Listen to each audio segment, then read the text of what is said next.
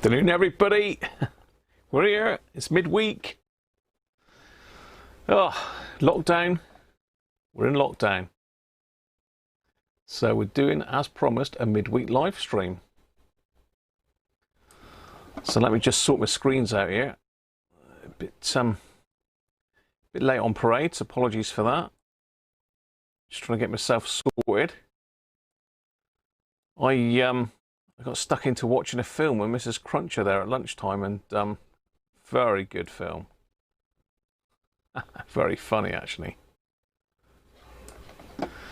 So, how are we doing? Who have we got? We got Rob Hall. He was all alone on his own in the dark there, but we got Michael Hyde, Brett, don't tell anyone. Theo, afternoon Theo, Benji, Nick, hi Nick, Andy Beck, hi Andy, Doug McCartan, hi Doug. Rainy is horrible here. It's cold, windy, and rainy here as well, Doug.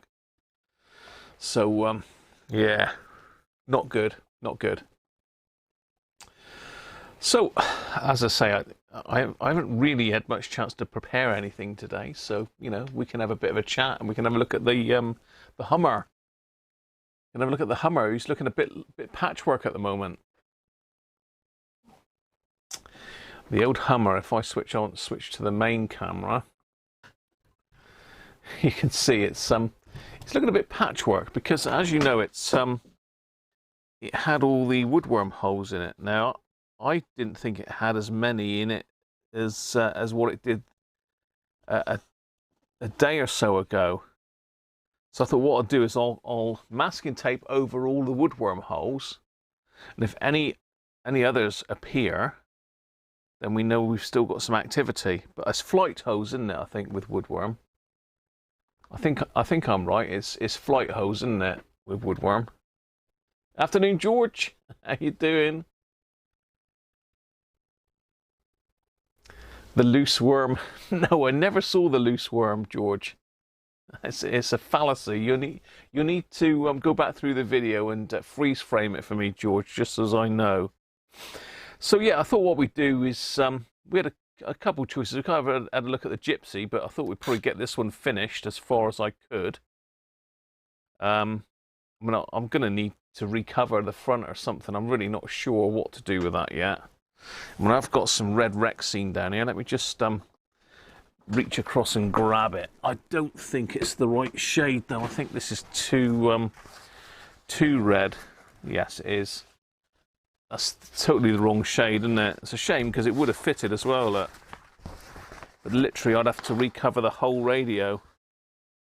I'd have to recover the whole radio in that. It's original Rexine as well. I actually bought that in to do a Roberts radio, but never got round to it. Roberts R800, but it's a horrible radio anyway, so I didn't really want to waste it on that in the end. So I'm probably going to have to find a donor radio, or yeah, I'm going to have to find a donor radio and pinch the vinyl off of it. Well, pinch the whole front panel, to be honest, because this will be absolutely riddled with wormholes. I have repaired a radio before with wormholes, and I bought some stuff to inject in it, but that's all gone now. I've also got some woodworm treatment as well. I know Chris did say about putting it in the oven, didn't he? So, I mean, I should have to have a word with Chris about that. I'm sure we put it in the oven, didn't he? It was either oven or freezer. Hi, David, how are you?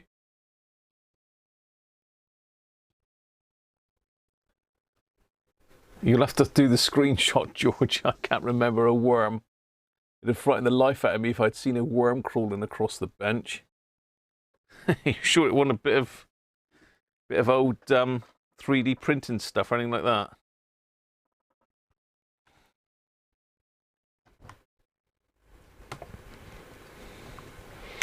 I thought you were having me on, George, as usual, but maybe you weren't. Maybe you weren't. Maybe there was actually a worm crawling along my bench. You never know.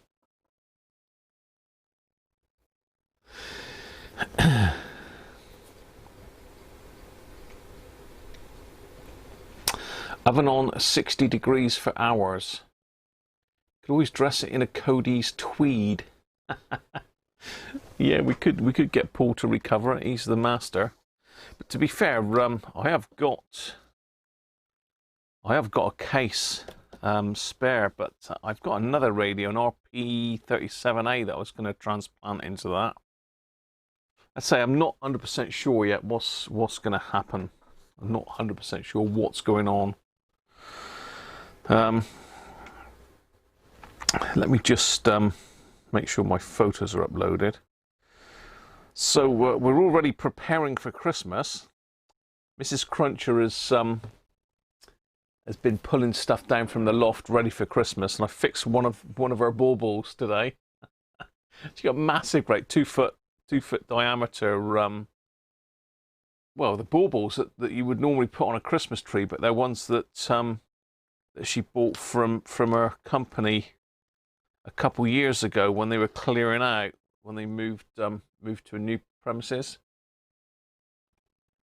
They ditched all the shop decorations, and of course it's massive commercial stuff. So we've got these huge baubles now, and one of them had broken in half, so I managed to screw it back together this morning. So that's hanging up in the window downstairs now. In fact, I think I took a picture of that on my bench, actually. Let me have a look. You know, gotta have a look at these things, haven't we? Where are we? Where's my pictures? Where's my Google Photos? Here we go. Did I take a picture? Oh, I did. Yes, I did. Yes, I did.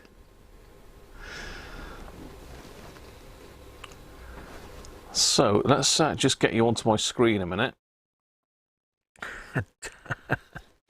This is one of Mrs. Cruncher's baubles on my chair. So you can see how big it is. It's taking up the whole seat of the chair. Hopefully you can see that, and we're on my screen. Yeah, we are. I can't see that. No. Oh, wrong way. Yeah, so you can see it's split apart. So it's 2 halves that are glued together. The problem is it's so flexible. It was a hell of a job to try and get it back together and glue it all at the same time. So what I did is I sort of got the 2 halves back together and just put a self-tapper in the bottom, and that's held it. But yeah, massive, and that's now hanging up in our lounge. You can see the old stabber lock in the background. That's still waiting for the power supply to arrive. So when that arrives, I better put that back in, and we can have a look at some more CB stuff. And let's just go back to the main screen.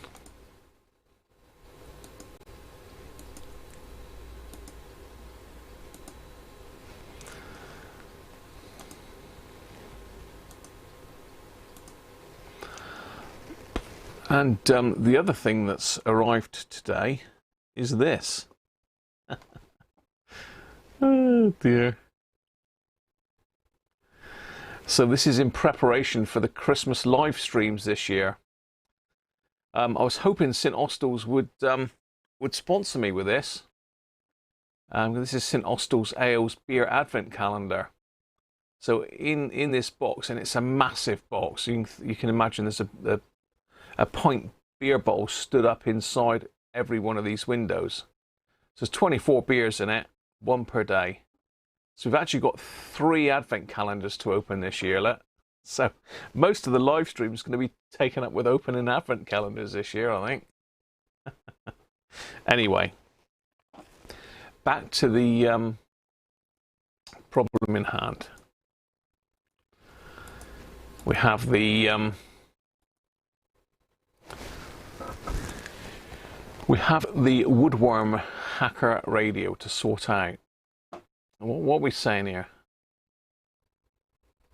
Hi Rob, how are you? Rob Titheridge, that is. Joint baubles. When do you get the advent calendar? When do you get... It's actually here, Theo. That's a picture of it in my house. If you had a massive bauble, you go and see a doctor. Well, the thing is, George, is that I had the email of the PR guy that I spoke to a year or so ago, and I emailed him, and I think there was 21 of these advent calendars left. Let me just get back onto the main screen. Let's turn my little baby picture off. Yeah, there's 21 of these advent calendars left in the St Austell's Ales shop. So I emailed the PR guy and said, look, you know, any chance you could perhaps do something, because I'm going to promote your product on YouTube, which I am really, and you know, it's not there to promote their product as such, but that's what I'm doing. And I waited a day and nothing happened. So I clicked back in the shop and there was one left. There was one left. I thought, oh, I'm going to have to just bite the bullet and get it, because otherwise I won't get it. Well, they got limited stock, so I probably had the last one. They might have restocked and there might be hundreds left in the shop now. But anyway, it was an expensive outlay, to be fair. But you know, I had to take one. I take a hit for the group, didn't I? So anyway, with that, I had an email ping across from St Austell's. Basically, my email got sent back to me, so the guy doesn't work there anymore. So there you go. So I've had to splash out and buy it myself, which was, I bought all the beers last year, but people were very kind and put super chats and that in last year, and that covered it. So all well and good. It's just nice to open something different every day, isn't it, really? And as I say, I've got 3 advent calendars. I've got one that I got from one of George's auctions. I've got another Weira calendar, and I've got the beer one. So I've got 3 calendars to open. As I say, most of the live stream is going to be calendars, advent calendars this year, I think. And let's see if I can find a picture of that.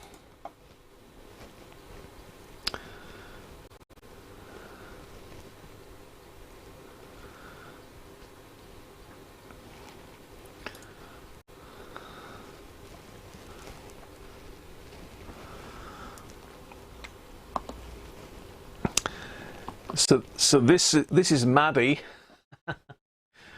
This is Maddie, who decided she wanted the box that the advent calendar came in.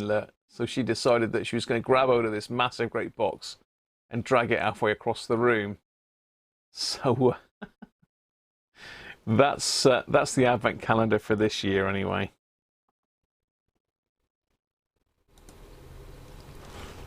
Oh, and that's just a picture of the front cover of it. So similar to last year's advent calendar, but obviously it's all different stuff this year. They don't tend to repeat themselves.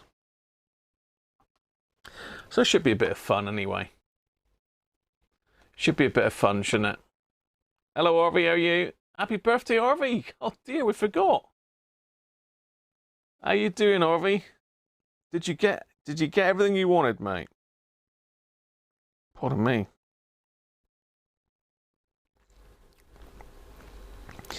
I didn't actually have an alert on Facebook for your birthday, Harvey. I normally get Facebook alerts. So apologies. Happy birthday to Harvey.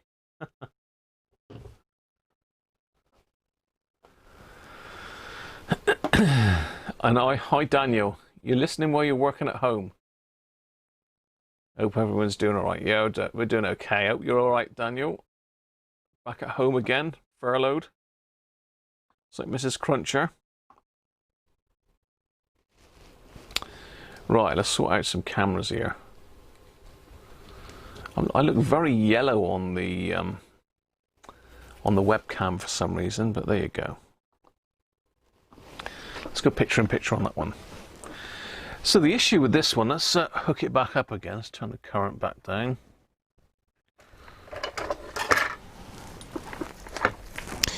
The issue with this one is it's humming. So there's various comments as to why that was. George thought it was the Mallard tropical fish capacitors. And my thoughts were it was probably one or more of those carbon resistors. Unlikely to be a transistor, but it's not impossible that it's a transistor. We've obviously changed the driver. We can do, I think Paul suggested that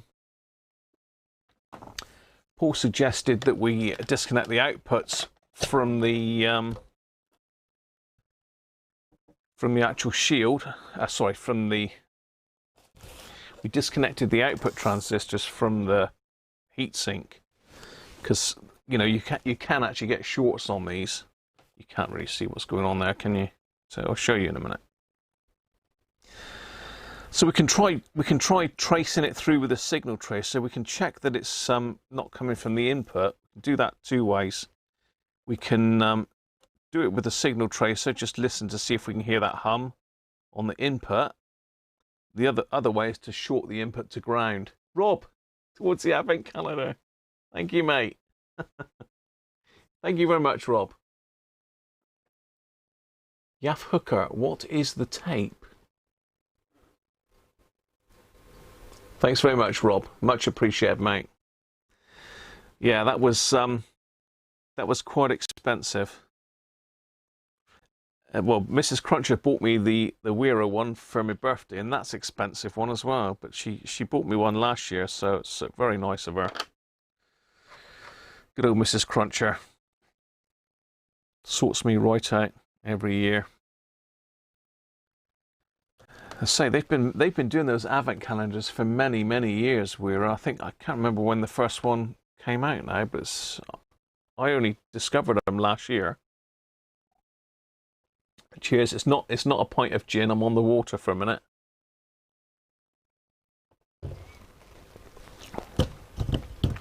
Right, so as I say, we can either check it with the signal tracer, see if we've got hum at the input of the amp. Let me just get that down a bit closer.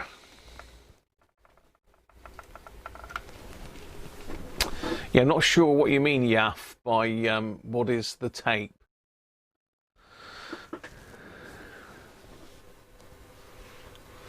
Daniel's halfway. Oh, the tape. Oh, sorry. Yeah, the tape, Yaff, is if it'll focus. If I peel back, say this one, it's only a bit of masking tape, but you can see there's a woodworm hole there. So my idea in my head is if I cover all the holes over and another one appears, then I know that they're still there. It's just water, Theo. I hate gin as well. I'm not a gin lover. I'm a whiskey man. So here's the amp. Let's do it. Put it that way around so we can see it all.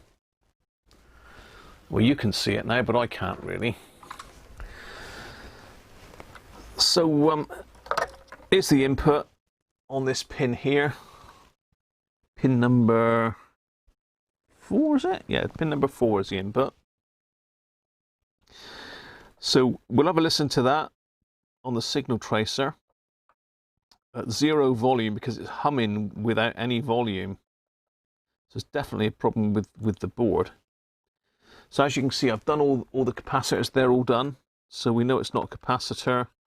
George is favouring the tropical fish, and there's 3 of them in here. Look. But we have got these resistors will be all right, but the ones in behind there you can just about see. Let's get a bit more light in there. So if you see these beigey looking ones here, they're carbon composite resistors, and they've got little end caps on them. They're not very nice, and they go high. I believe I changed. Did I change? No, I didn't change the AF driver, did I? The pre-driver. And actually, that's the pre-driver in there, which is should be an OC71, something like that.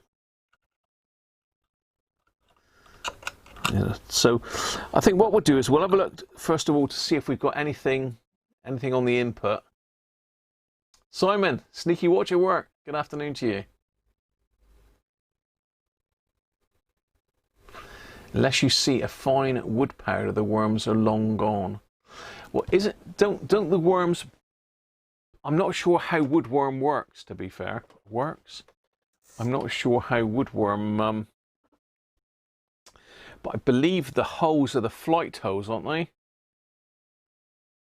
Doesn't? I think the worms eat their way out, or eat a hole, and then they turn into flies and fly. I'm not 100% sure. I don't know. It's strange, isn't it, that there's no woodworm in the back at all, but there is in the front. The back is fine. Okay, so let's get some power on this thing.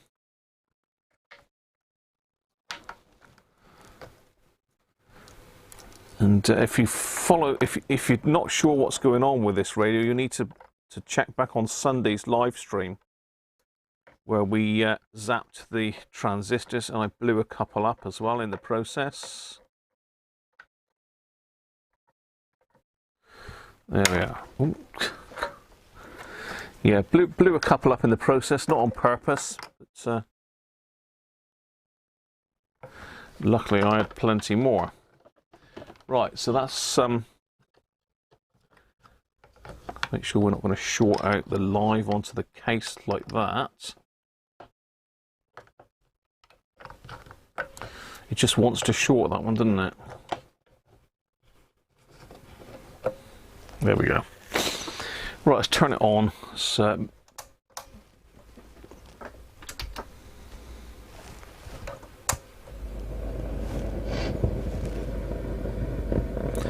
there's no volume, but you can hear that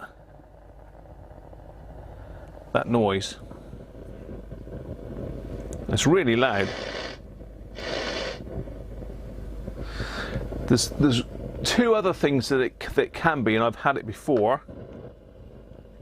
It's these trimmer pots. So there's one in behind there, look. There's one in behind there, which I've just touched, and there's one on the front. So let's get the signal tracer, if I can find it out.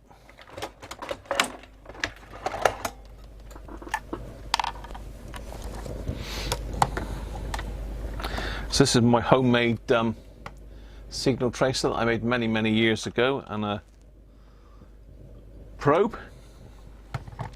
I'm sure you've all seen it before, so I'm just going to hook the ground onto the screw there. Turn it on.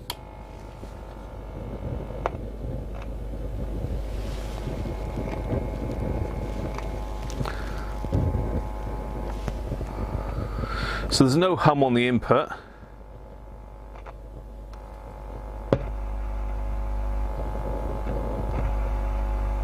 We've certainly got it on the base of RV3. Let's get the light in a bit.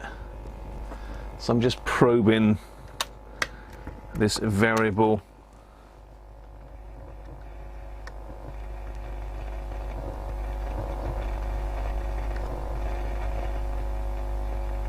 Got it there.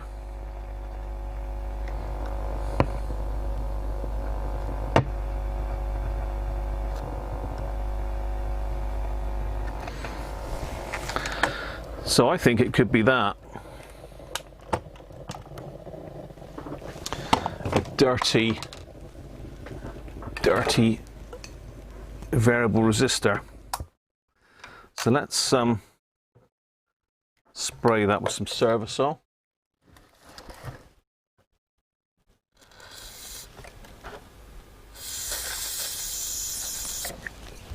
I would do if I had any left. Oh my god, I've got to buy some more Servicol.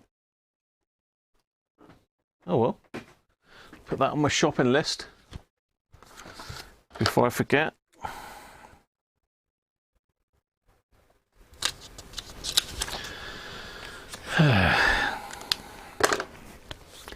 So let's dig out the deoxit a minute.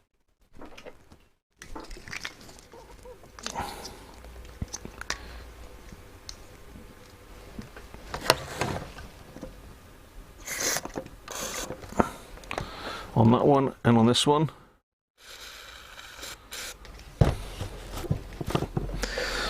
I'm going to have to check the quiescent current of that, because so I'm just moving that a little bit just to exercise it. Look, just got a screwdriver in there. Can't really see it very well, can you? It's in behind this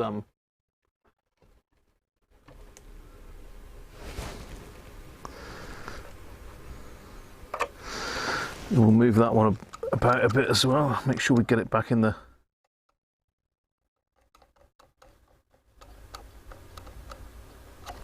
Right, let's see if that's sorted it. Still there. It's not as bad. Let's get a trimming tool in there, a non-magnetic one, a non-metallic one even.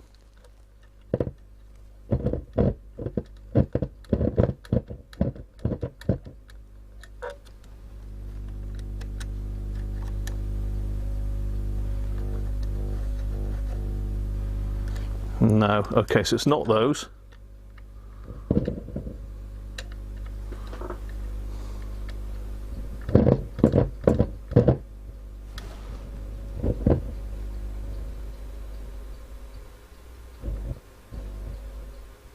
It does disappear when that one's knocked back, so it might be. It might be that, so if I, now I've turned that back a bit, it's totally gone.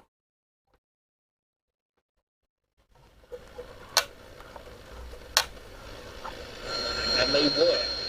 However, we've had some time since then to plug these gaps, to look at who's not included and wonder whether... Let's disconnect some things here. And I do find it disappointing that more I suspect that's the... help so many people that haven't been able to make use of it. Yeah. I'm afraid we're going to have to leave it there. That's all the time we have. But It's distorted now. the conversation will continue in the Moneybox podcast, which will be available to download later this afternoon, and will have more information in it. So do download that. In the meantime, my thanks to Andy Chambers, Tom Waters. Okay, so it might be the first job is to check the quiescent current and the midpoint voltage, I think. That's probably going to be favourite. Let's look at that. Hey, how you doing, ZX, Harvey? Hang on, we've got a few dropped back in.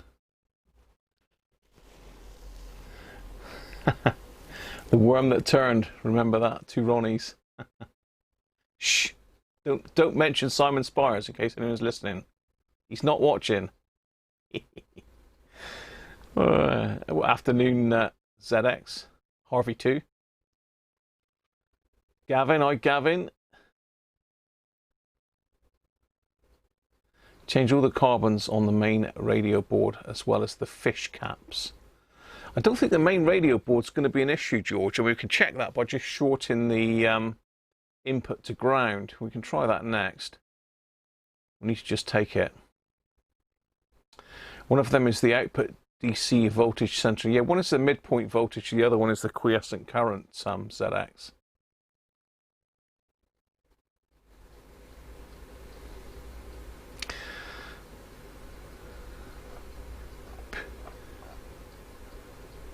Anyone know if the audio is getting to the board? That 10K is wrong and output DC level will be off. Yeah, they're both going to be off, I suspect. Whether the Phantom Twiddler's been in there, I don't know. But this was How humour can help us. This was humming from the start. It's better than it was. Obviously, with me tweaking that, I think that's the midpoint voltage. That one. I'm not 100%. I'll have to have a look at the manual here, but let's have a look. Static current adjustment. Yeah, RV4 is the current. Yeah, so that's the quiescent current, and the other one is the midpoint voltage.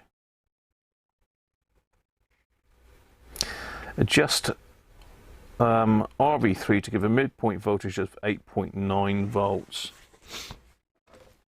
Let's have a quick look what it is now. If I can get me a multimeter.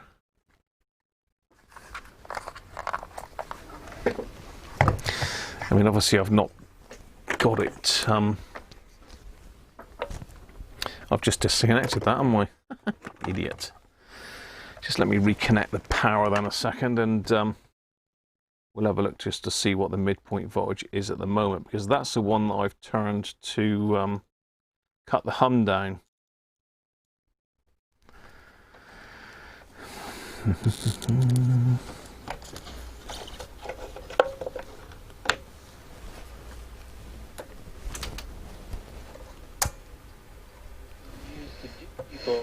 When it comes to it.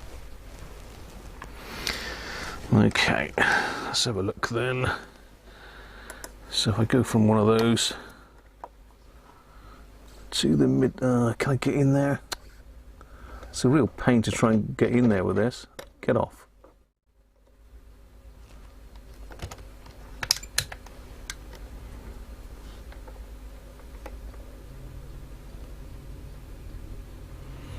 According to that, the midpoint voltage is 1.2 volts. I don't believe that. Minus 12?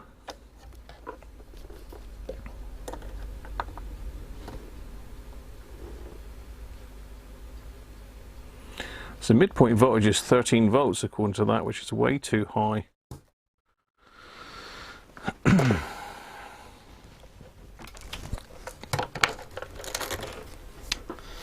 Hats, long live analog. Hello, Tony. It's Tony. It is Tony. Hats is Tony. I found out, Tony. I thought it was you. You denied it all, though. Long live analog, yeah.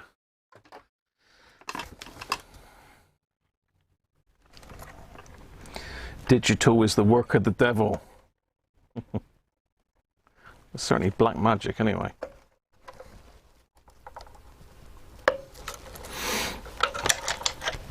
Well, let's just pop this out a minute.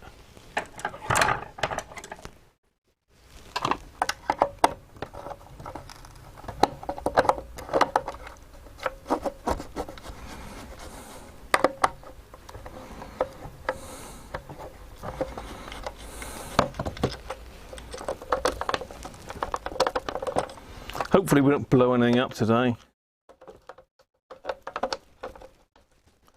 Seen you blowing everything up recently.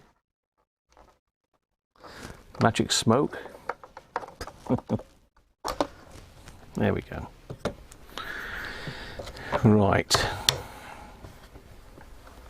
So you need to get that midpoint voltage down, otherwise we're going to knacker the transistors out. So let's just set the midpoint voltage in quiescent current a minute, just to see if that's going to help at all. Trying to think how we can do this so you can see it all. I've done it before, but let's have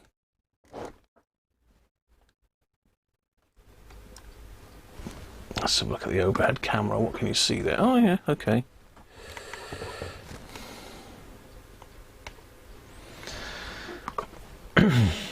So here's the amplifier board. Let's turn it that way around. So you can see the 50K there. That's RV3. That's for adjusting the midpoint voltage. And over here, this one is RV4, which is for the quiescent current. So we know at the moment, allegedly, we've got 13 volts on there, which we certainly shouldn't have. That's not going to do the outputs any good, because they should be running about 8.4, something like that.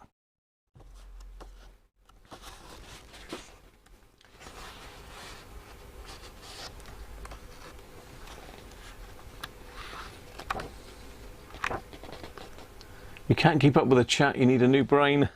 Hey, tell me about it, ZX. I'm trying to keep up with it here, look. Okay. So the instructions for adjustment are in the manual. I mean, where am I? No, I can't really show you that. It's down here, static current adjustment. I mean, zoomed in a little bit too close, but I'm sure you can get the gist. Let's just zoom out a little bit more. There we go. So that's the instructions for doing the quiescent current. So basically we've got to short out the input by joining pins 4 and 5, which is the input to ground. Cut the test link, put in a 10 milliamp meter, connect the supply, adjust RV4 to give a current reading of 3 milliamps, then a voltmeter between the two resistors, R14 and R15, and the earth, and adjust RV3 to 8.9 volts. So we've got 13 volts there at the moment, so we are too high. So that's the plan. I'll zoom back out a bit then. That's going to probably be easier to do it with this camera. So let's start off and we'll short out the input to ground. It's basically across those two pins there, because the ground is the center pin, this one. That's the ground. Let's get a little bit closer. Yeah, so the center pin is ground, and this one's the input. Don't short those two together, because you go bang. So yeah, just short those two out. So I'm going to do that underneath. And I'll just pop a little bit of a little solder leg between those two, capacitor leg even.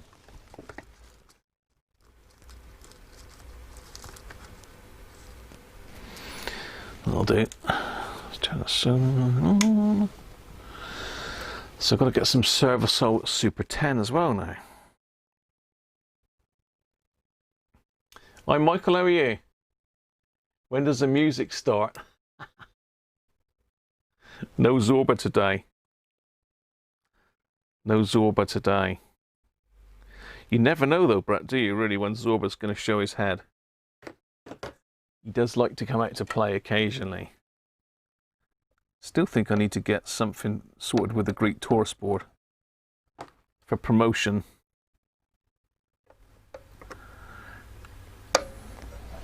Promoting Greek music.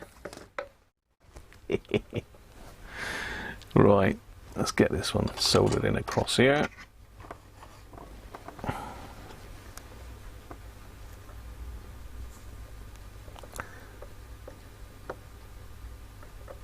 We can get the solder to melt, that is.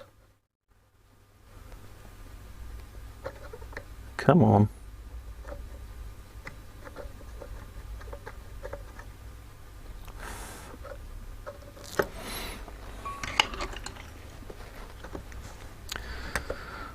Is that shorted?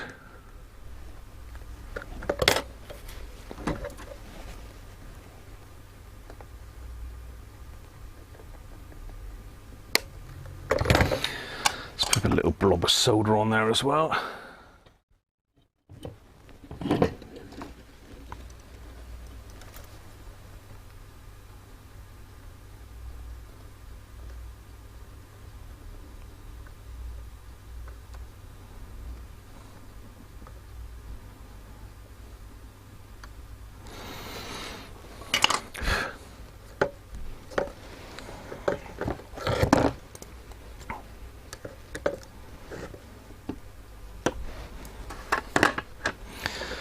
So that is now well and truly shorted. Make sure I've got the right ones. Input to ground, yeah.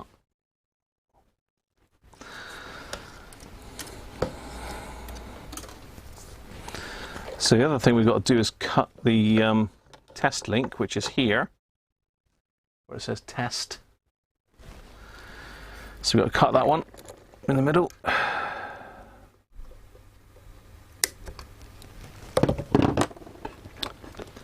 Just bend that up.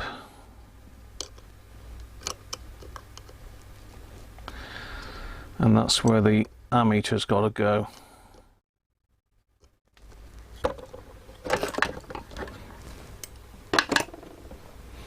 So let's get back to the main camera a minute. while I sort out what the hell's going on.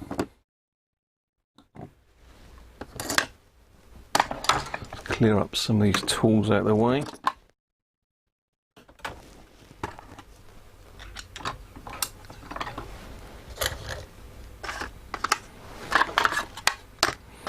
We'll need that one. Okay. So we need an ammeter. We'll use this one for the ammeter.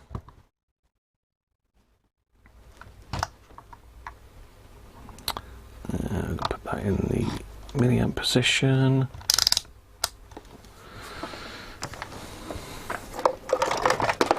I actually managed to find all my test leads as well. My attachments, and what have I done with them? I did find them all. There they are. I should be able to hook onto them a bit easier.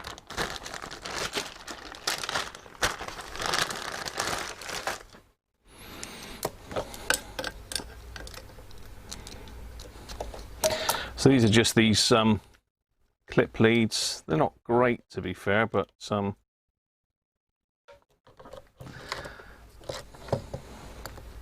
if you get them in the right position, they do the job.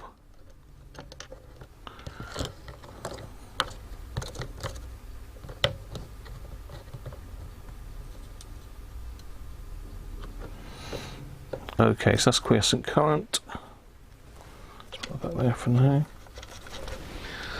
And what we use for the midpoint voltage, use that one.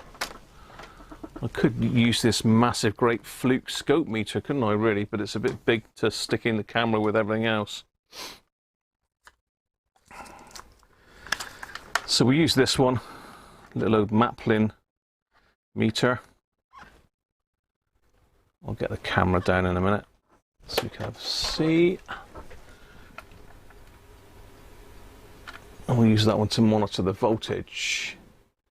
The camera will focus.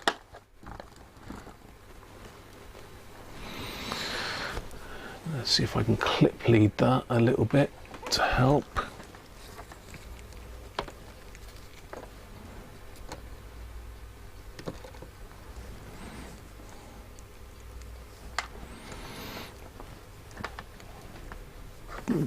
There we go. Right, DC volts on. Yeah, where am I?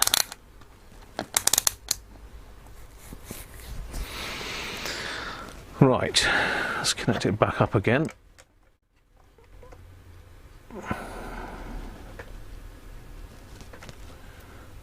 Jeez, 180 degrees out.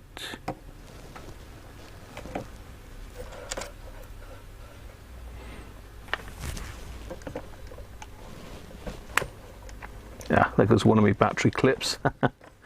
One of my test lead clips even. Right, okay. So I don't want to short that out. So you just put something underneath that a minute.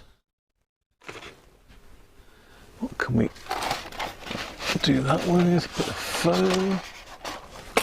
Oh! Oh dear. That's half of me, half of one of my radios all over the bench. The joys of live video. Well, that's Roberts that's in pieces. Well, it's not actually, it's one that I've changed the FM module in.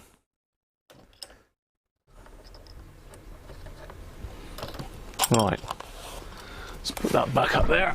I knew that would happen. I should have known that really. It was balancing on the edge. It had to fall off, didn't it? What I want to do is just put this underneath to stop it shorting out on anything, that's all. Safety first and all that.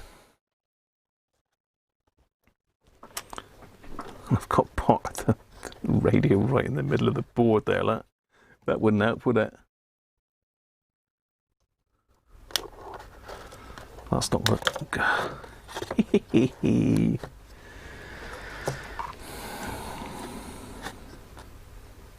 Come on, behave. Right, back in business, I think. Let me make sure we're all connected up. Yes, we are. Got that ready to probe for the midpoint. Should be able to get a screwdriver in there. Just move that around a little bit. Yeah. Okay, let's apologies, I'm not monitoring the chat for a second. Just trying to get myself sorted out here.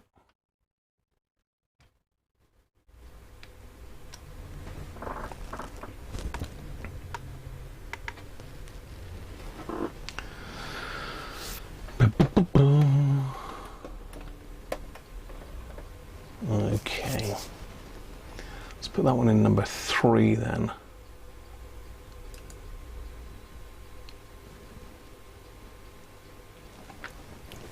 Right, now we're in business.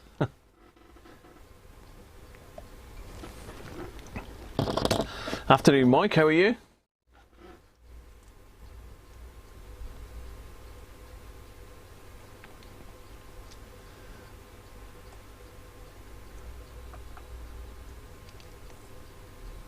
You hoping to smash some plates?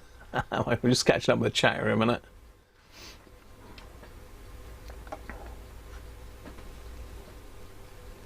Had your fingers burnt, Mike? Right, okay. Hopefully the old Atlantis is still going strong, Mike. Okay. Right. Let's connect the power up, that would help. I thought I'd already done that, but obviously I disconnected it again.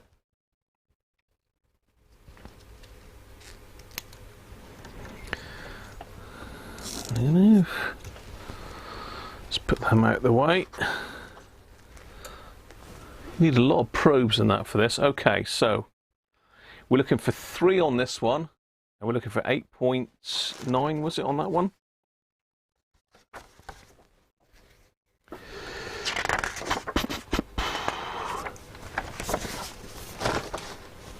It could just be this that's causing the issue, really, so let's pop the power on. Okay. Doesn't look like we got anything there at all. But that could be down to the fact that the voltage is wrong over here, so let's probe that again.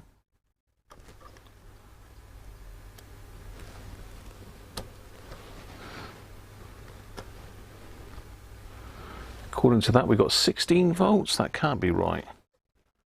Let's whip that back quick.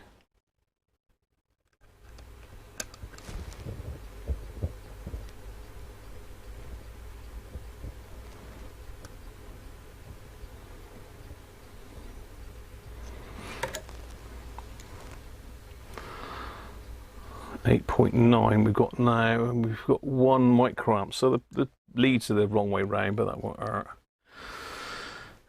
So that needs to be 3. So let's just adjust RV4.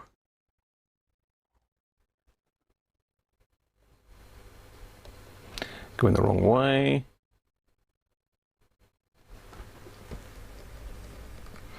And now we've lost our voltage for some reason.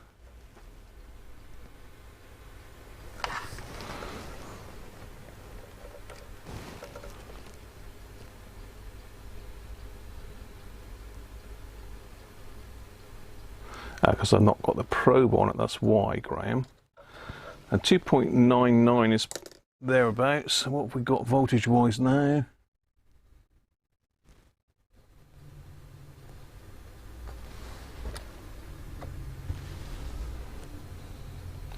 There we go. 8.9 and 3 milliamps, thereabouts. Pretty close.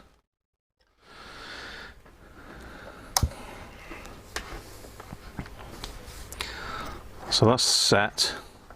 Let's just get all of this stuff taken off a minute.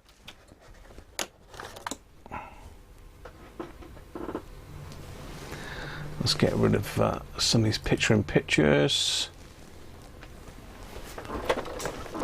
Let's getting dark here already, look. What's going on with this weather?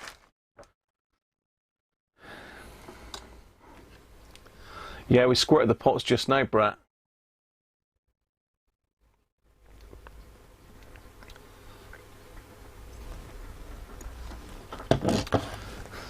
You're not still on the bayou stuff, George, are you? I should have one of those farmhouse supplies coming tomorrow, George, I think.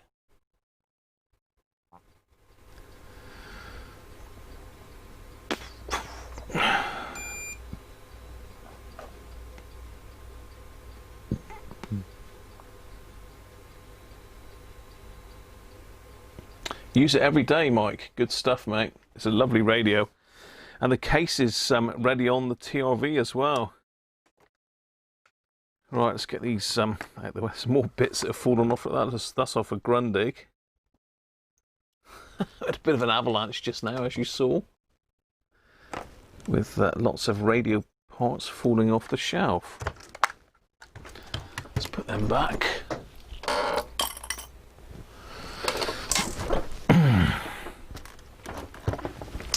Right. Do that. Let's get that put back there, because I always forget to put the leads back in these, because you've got to unplug it. For amps, you've got to plug the positive into a different terminal. So it's it catches me out all the time, that does.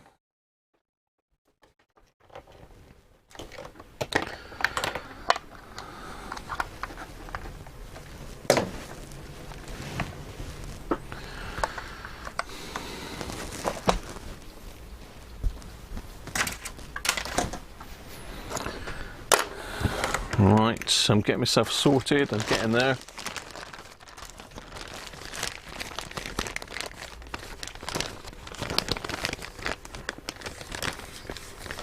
I'm bound to have paid more than you, George. You got the best deal on the planet, I'm sure. And I paid loads of money. I didn't pay a lot. And the streamers are struggling.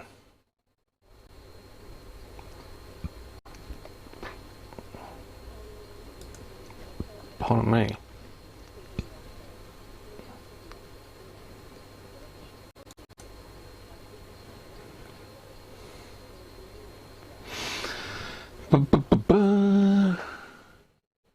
We've got decent internet, so I'm not sure what's going on.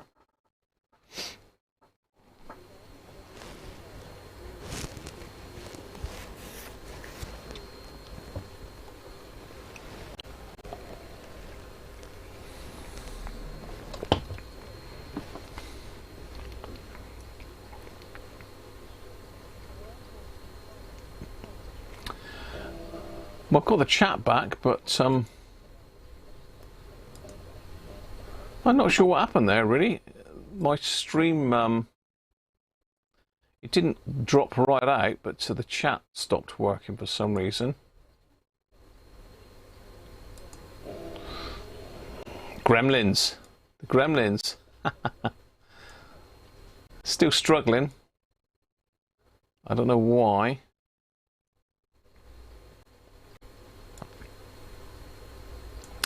It might be stuff on Wi-Fi zapping the signal. Let's just turn the Wi-Fi off on my phone. Right, okay. It's not doing it. The hum is no more. There is no longer the hum, so that was it. It was literally just the quiescent current and the midpoint voltage. And why can't I do that picture? There we go. So that was it. That was all that was causing the hum. So there we are. Complete tsunami of it. And the government has a counter. Let's just put it back together then. So it goes to show, doesn't it, that you do need to check the quiescent current and the midpoint voltage.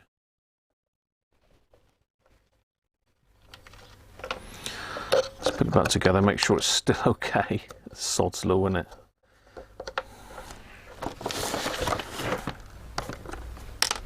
There's still bits and pieces from that avalanche of parts. There's another screw in there, look, I can see.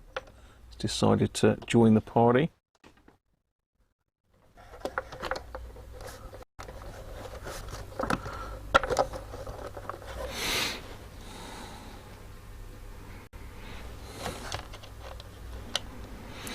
So there is other issues with this. The volume pot is to pot.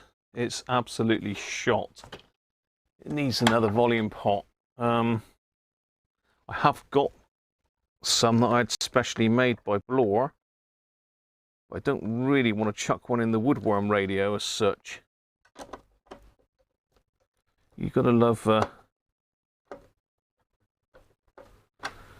the ugly duckling, but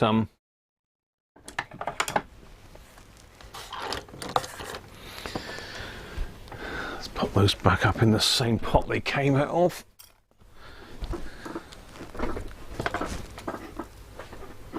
Do your chickens have Wi-Fi? Yeah, they could be zapping my signal. You're right, Michael. She is watching Christmas movies down there, George. She literally is watching Christmas movies. Yeah.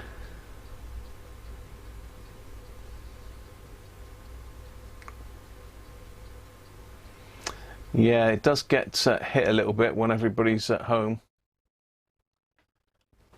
Why fry? Check a Blore in the giveaway. Check a Blore in the giveaway red radio, then put that one in the woodworm radio.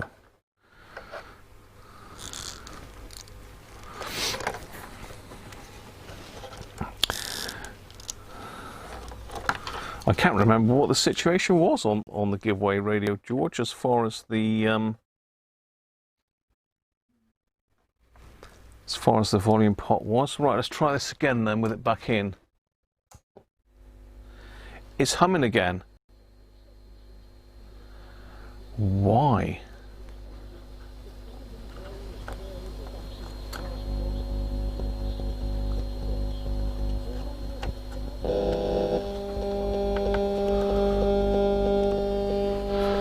That's my phone now.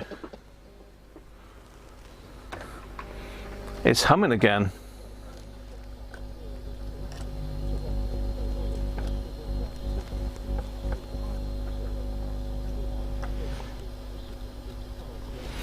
Interesting. Certainly wasn't humming just now when I took the board out, so whether there's something under there shorting it, let's have a look. I noticed that the board, I don't know if you can see that, but can you see the board isn't straight? It's bowed over.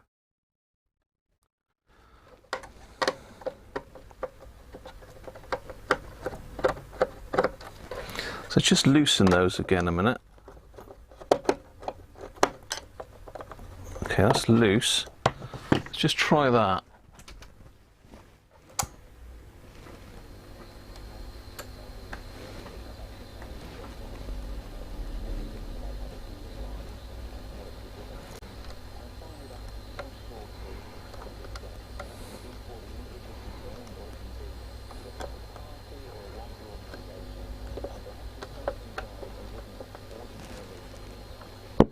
Oh, that made me jump then.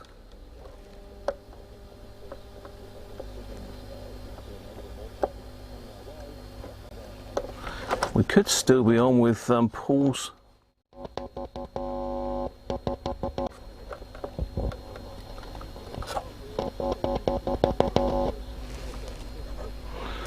Yeah, we could still be on with Paul's idea of the outputs, but let's actually turn it off before I try pulling that out. Let's pull that back out again.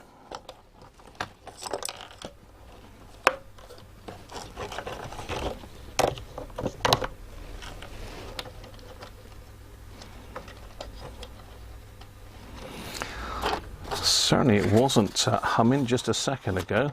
Let's put that back on there. See if it hums now.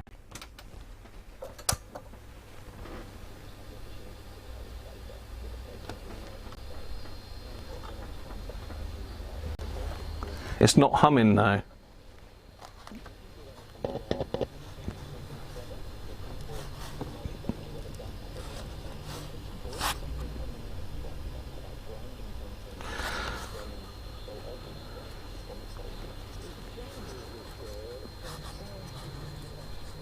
Why would it hum when it's screwed in and not?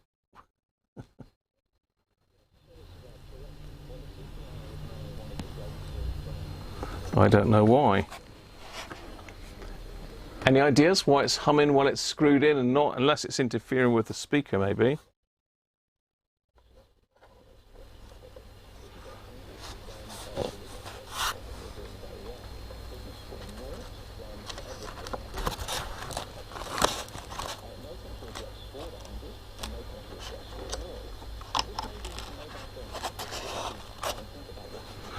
It's not humming now.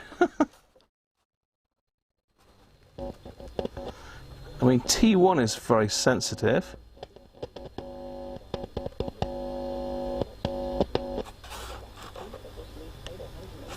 But it's not humming now.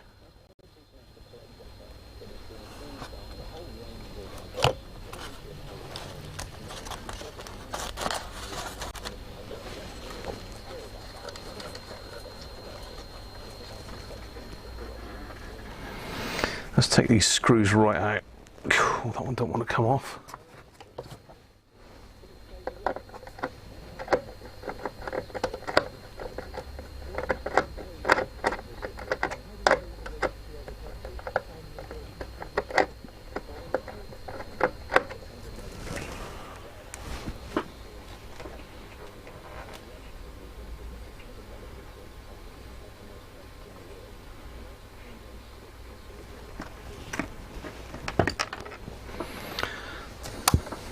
Just pop that back in there.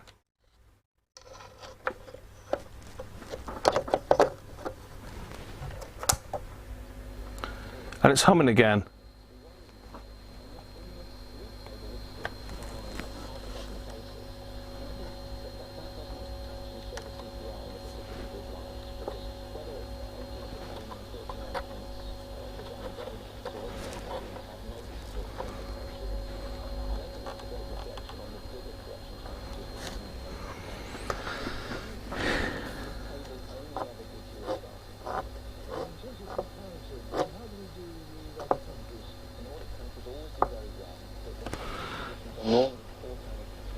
I don't know if you can hear that. If I turn it off of a station. Can you hear that humming? It's very faint. It's very faint, but if I tilt the board up, it stops. What on earth is that then?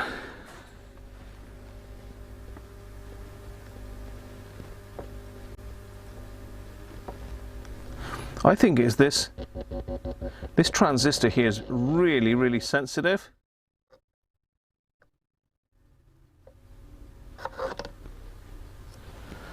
And I think it's somehow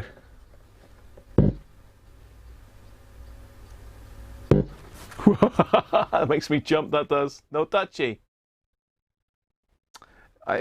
This transistor's picking up noise. I'm not going to touch it but if I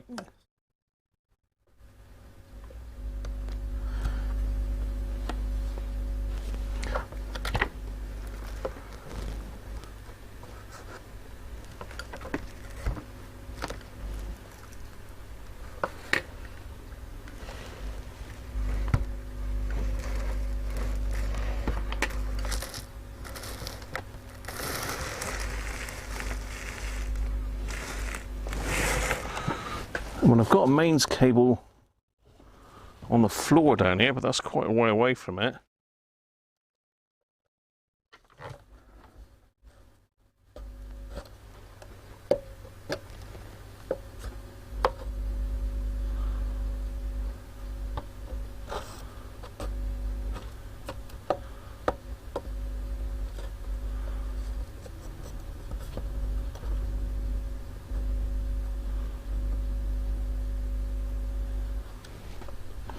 I've got a theory.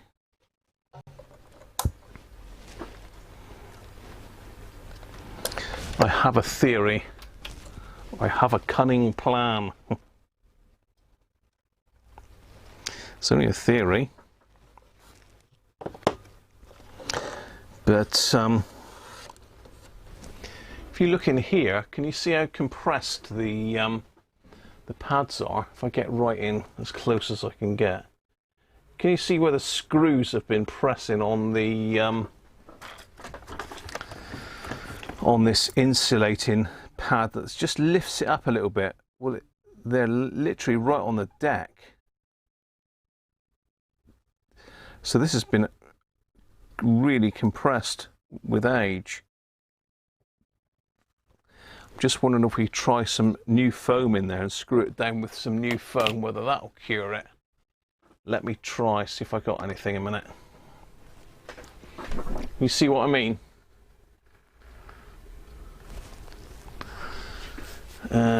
Where's me foam? Me foam rubber and that sort of stuff.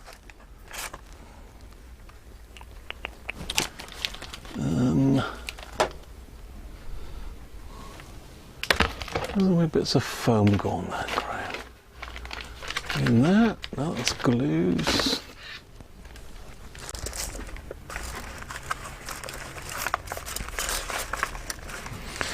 It's only a theory, but I can't find any foam now. I did have loads of sticky foam. I don't know what the hell I've done with that then. I probably have used it though, to be fair.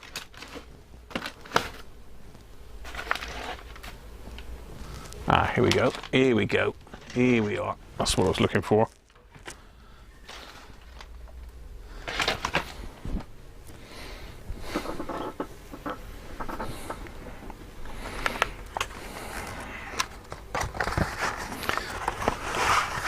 I assume it would have been this sort of thickness when it was new.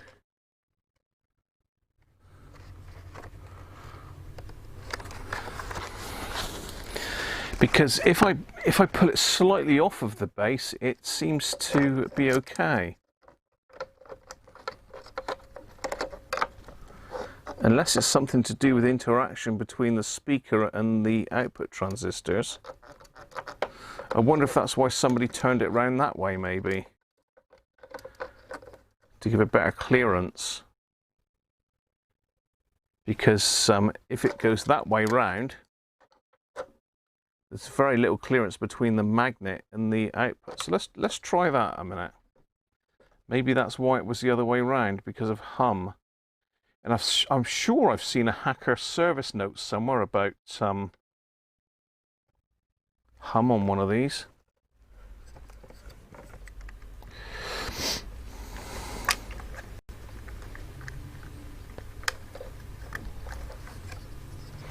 So let's just pop that in that way round and try that again. Yeah, I've still got hum.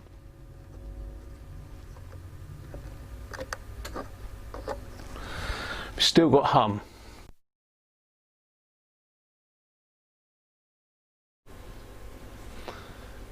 Just drop a spare board in to rule out the amplifier. Yeah, I think Nick's right. I think it's this T1 is really, really sensitive. I'll tell you what we could do to rule it out. So we could put a bit of Kapton tape in there. Let's try that.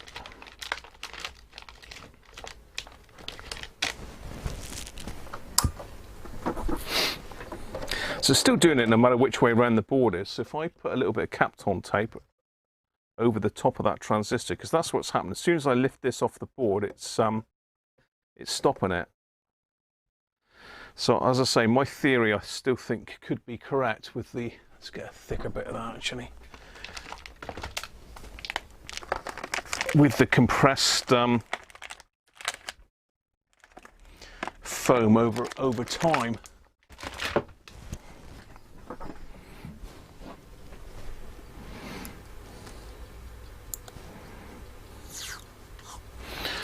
A Kapton tape Whether that will totally insulate it from the wood, I don't know, but we'll try it.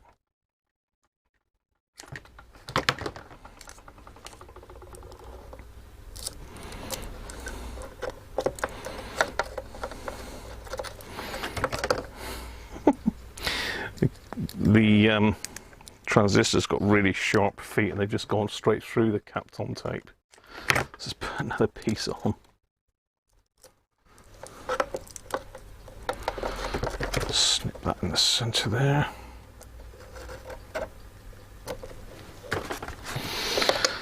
Okay.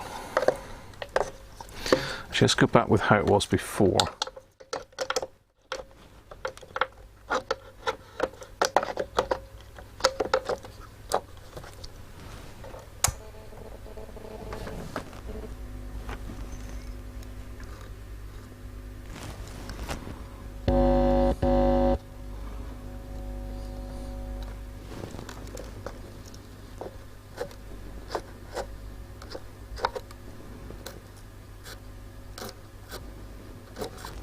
It is that transistor there picking up some hum, definitely.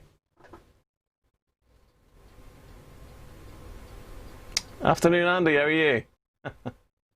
I did watch your CB. Oh, wrong one. I did watch your CB radio video yesterday, Andy. I haven't put a comment on it yet because I watched it on the telly, but I will do.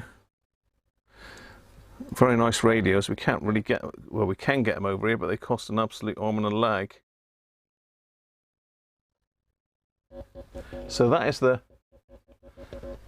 noisy transistor. I'll tell you what we could try and do, because it could just be that transistor's noisy. I think it's a BC108.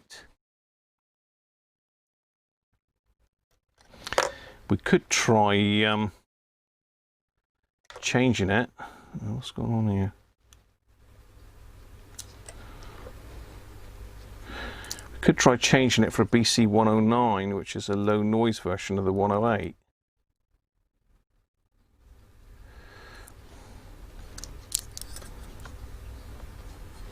Because even with insulation underneath it, it's still picking up some hum. And I mean, this is a plastic workbench, so it's not going to pick it up from there.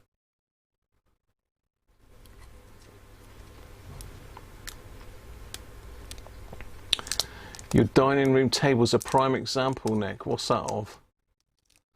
Mains hum. I say this is a plastic table, and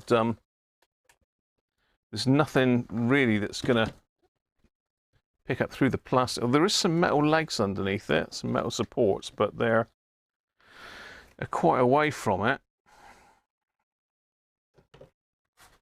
So I'm tempted to try BC109 in there.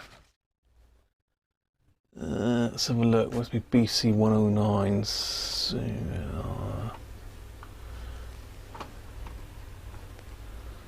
Okay.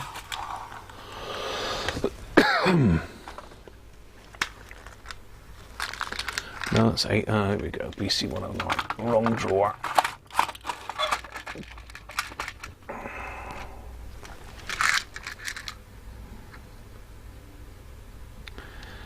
BC109.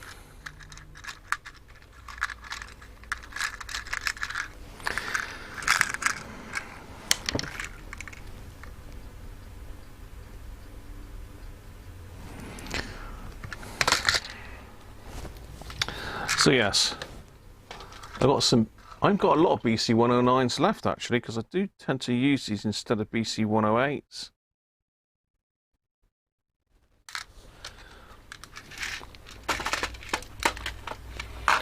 Let's just pop the desoldering tool on a minute while I'm yapping. You'll notice that it is quite corroded as well on the top. Actually, that is a BC109. Hey, hang on, let's have a look. Well, there's a BC109 already in there.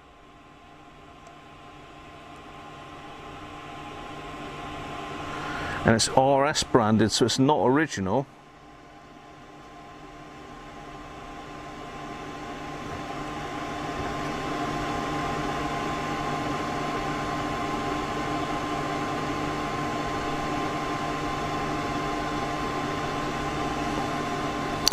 Maybe then it's too sensitive and we ought to go with another BC108.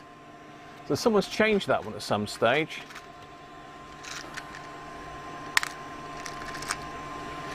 Let's try BC108 in there. I mean, we've got time. I did say I'll be done by 5 though, so just bear that in mind. I want to try and be finished by 5 if I can, because we're Wednesday night is pizza night, so got to be ready for pizza night. Now this won't affect any of the voltages or anything, so I shouldn't need to readjust any of that. Just wait on my desoldering tool to get up to temperature.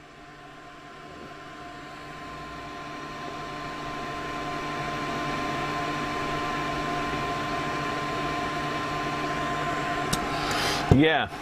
That's what I'm thinking, Rob. Someone's put a BC109 in there and maybe it's over the top.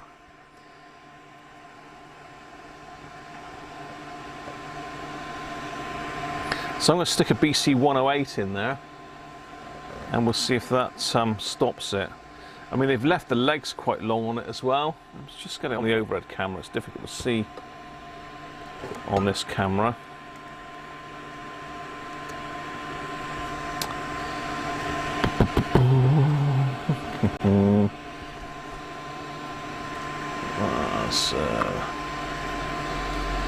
So yeah, you can see that one there we're looking at, and it is quite corroded on top. It's a BC109.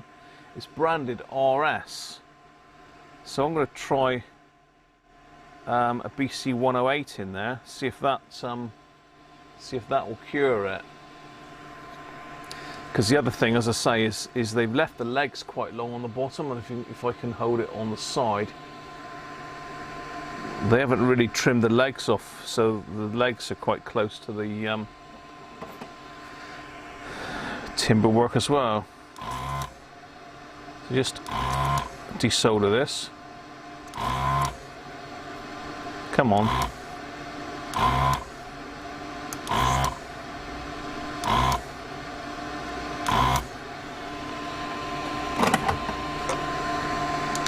There we go, there's a BC109 out.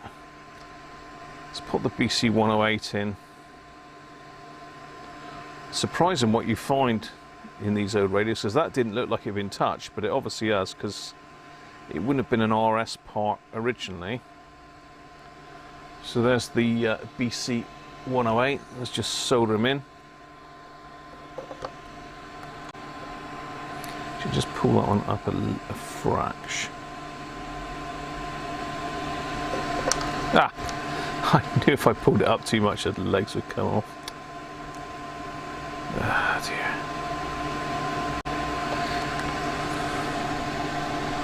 It's strange, isn't it? This is an older set and it's got newer transistors in.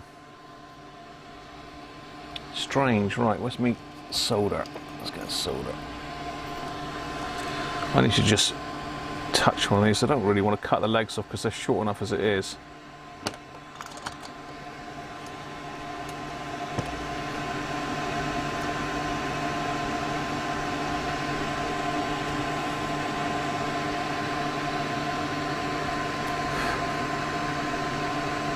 There we go. Let's do the other 2 minute.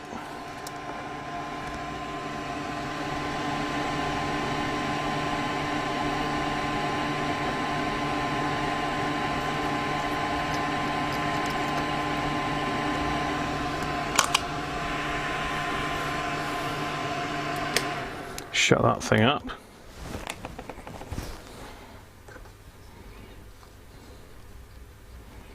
Let's try that.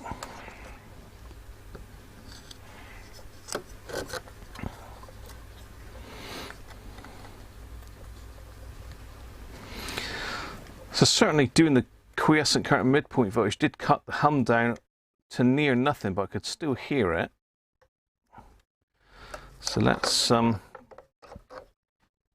try it now.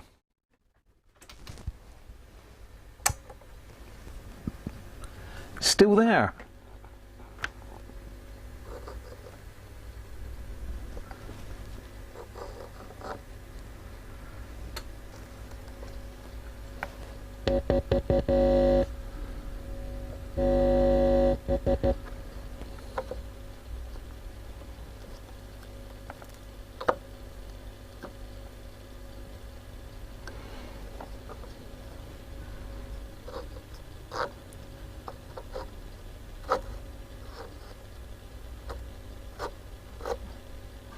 It's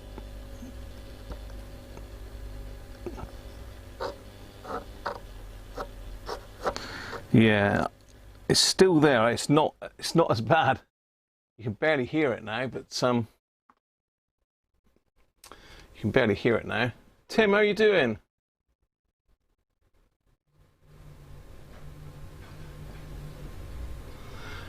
Cassette Sovereign, nice radios.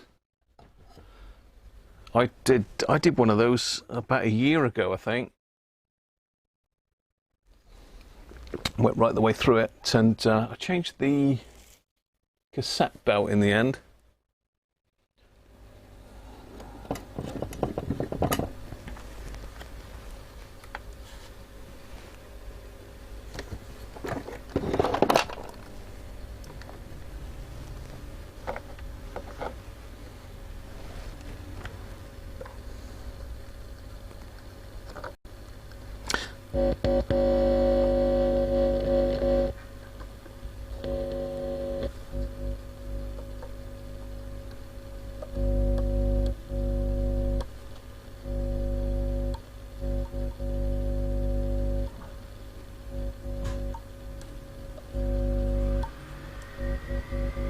That's that cap there, the old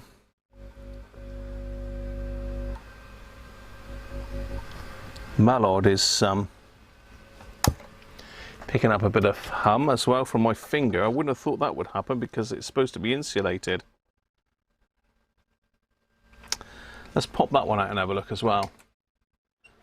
Looking at this one here, which is C1.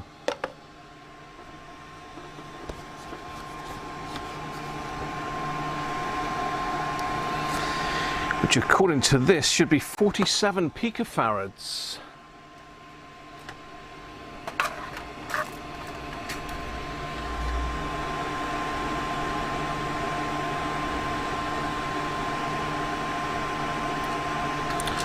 Now it's 47 picofarads 473. Know what we've done with my little sheet now.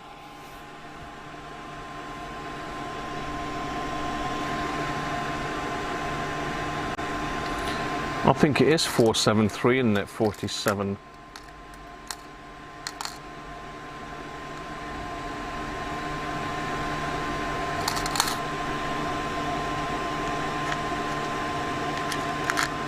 I don't know. Polycap time, it's a fish, change it.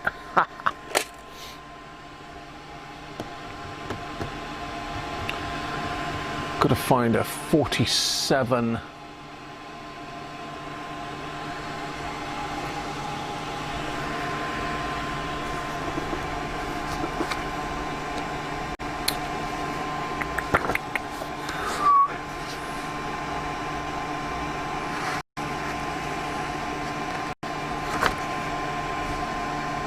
Oh, 0.47 microfarads.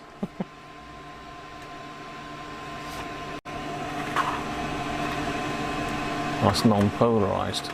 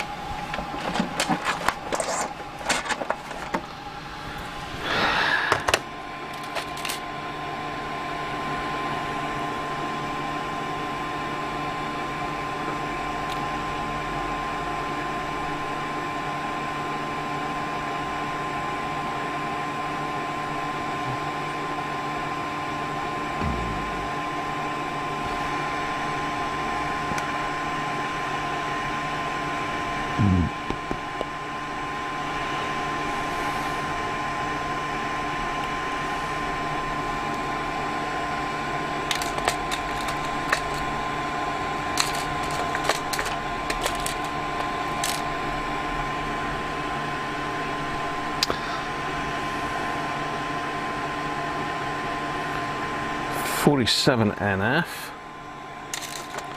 I think this is 47 NFs as well. 47 picofarads is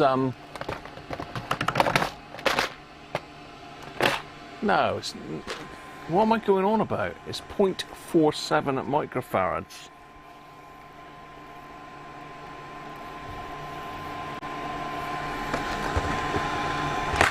Look, I've lost my little chart. I don't know what the hell I've done with that.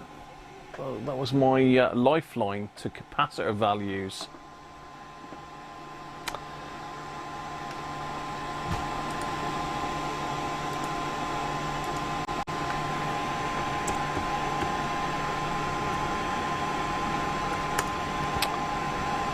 Mrs. Cruncher's beavering away down there.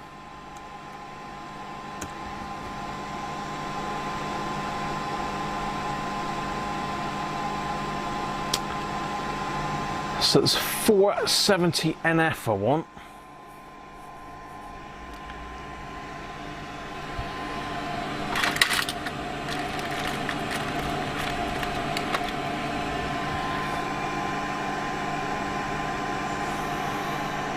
Would be the wrong one, wouldn't it? I've got loads of caps in here, but the first one I pick is the wrong one.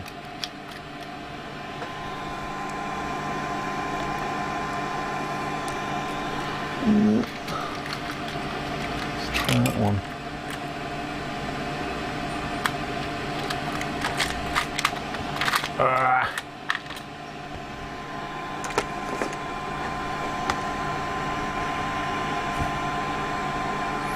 So all the 470 NFs I got are huge in there.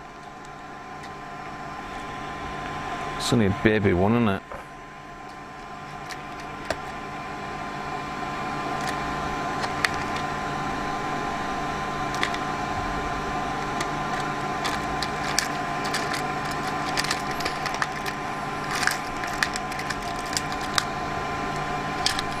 There we go.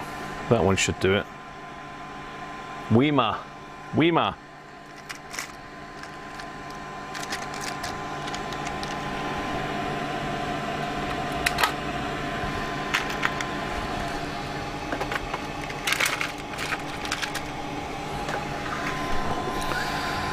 Yeah. I might have to get some smaller 470s then, because that's huge in there. So big.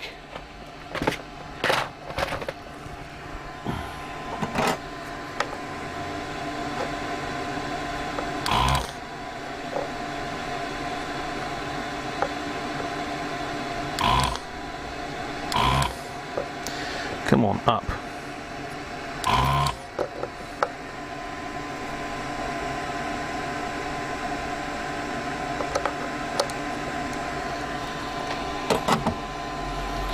Let's turn that racket off again. Right. Let's pull this one out and see what it says on the tester.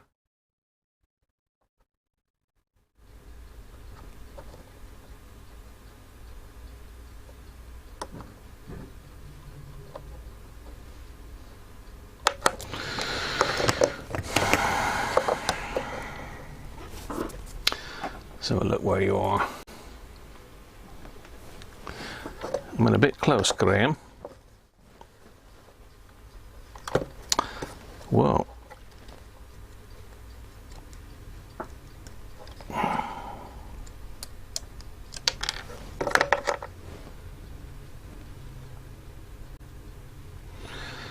He sort of looks in one piece. I can't see any physical issues. It's not very well put together there, but let's try it on the cap tester then. Chuck it on the LCR meter.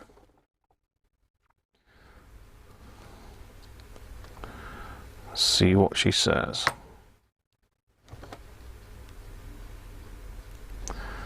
Let's swap the clips back over really.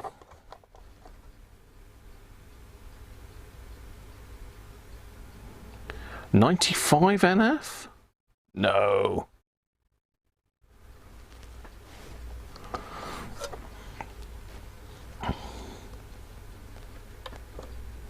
95 NF according to that.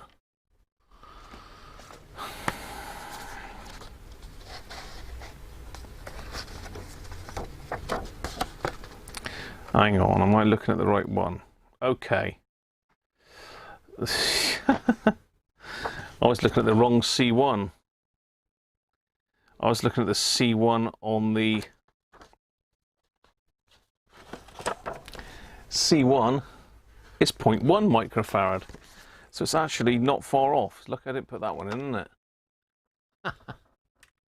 It's actually not far off at all.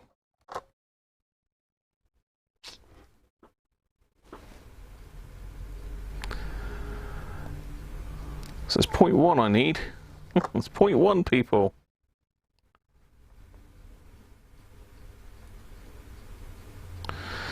I mean, it could still be causing hum because if the insulation's broke down, although it's showing a capacity, I mean, it's 95 NF instead of 100 NF, so it isn't far off, is it, really?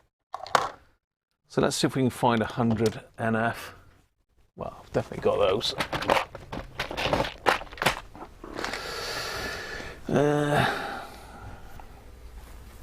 He says. Yeah, of course I have.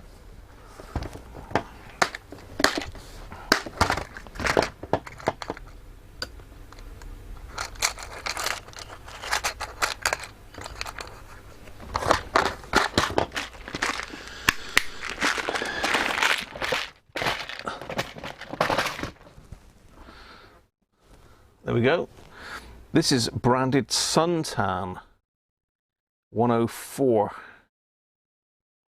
Suntan, I think, is Rapid Electronics own brand, isn't it? Is it Rapid or Mauser? One of them.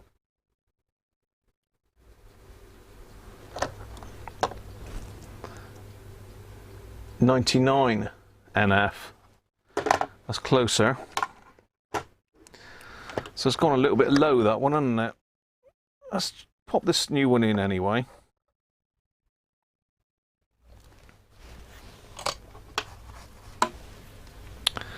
And see if that makes any difference. Because certainly spacing it off of the board a fraction makes a difference. Let's put a little bit of jollop on that.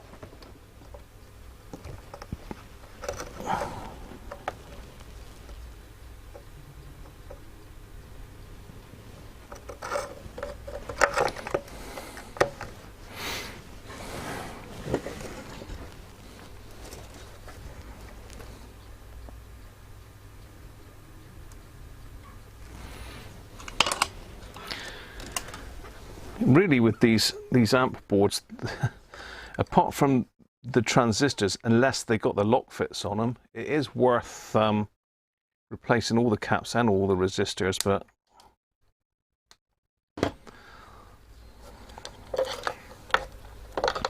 there we go. Try that. Fire in the hole. Still there.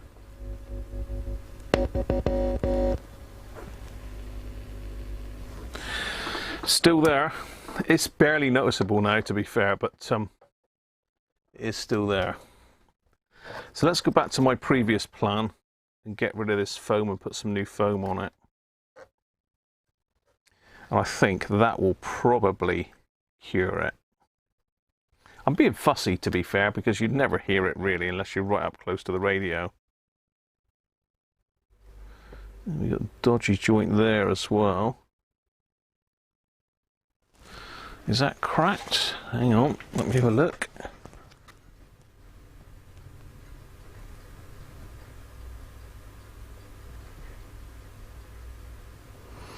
Just going to reflow that one as well, because we've got movement on this capacitor that I've put in here. I don't know if it's just the trace moving or whether it's broken. It doesn't look broken, but it is moving. Yeah, it's not broken, but it needs bridging across anyway. Otherwise it's going to crack in time. Crack in time?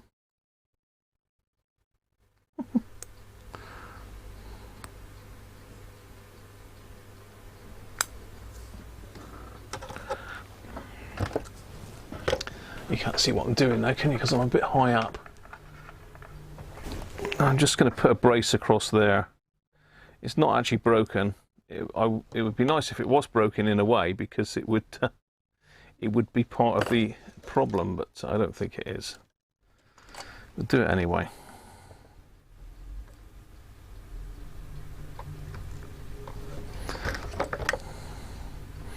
So I've got a big glob of solder gone across there anyway, but just put that bracing wire on it as well, just for good measure.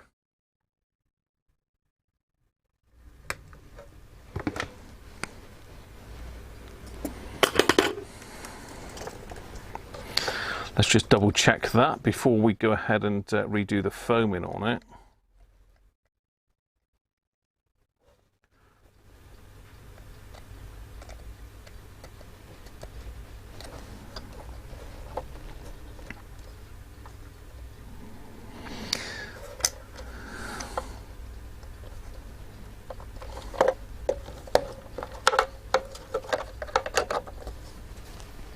Try again.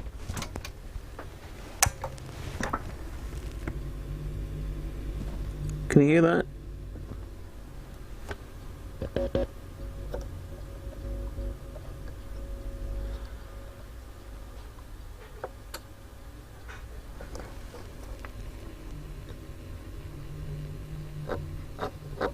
Yeah, definitely moving it off of the board a fraction does stop it. So it's foaming time.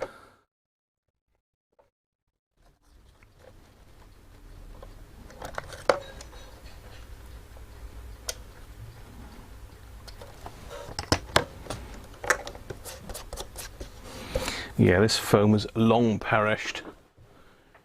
Just get a little scraper and pop that off a minute.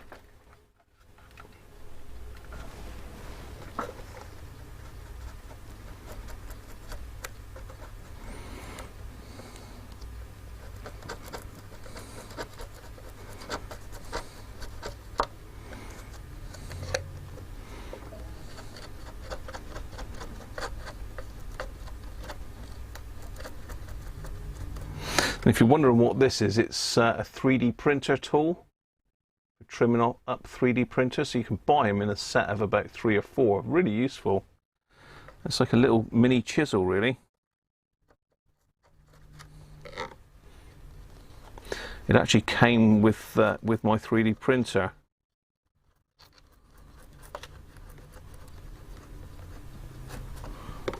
Okay, so as you can see that it's really compressed this, and the camera will sort of show it.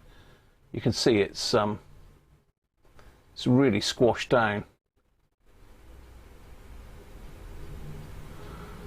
So it's wafer thin, and where the screws have gone, it's got no bounce at all. It's shot.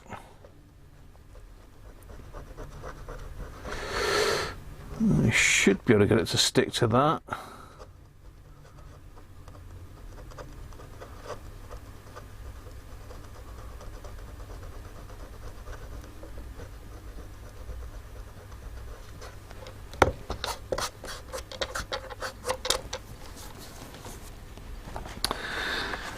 Let's get the scissors and choppy offy.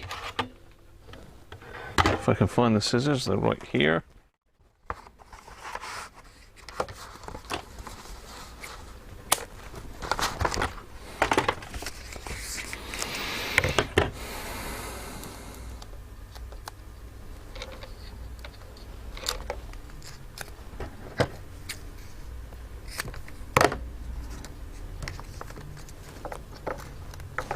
Yeah, it's about the same.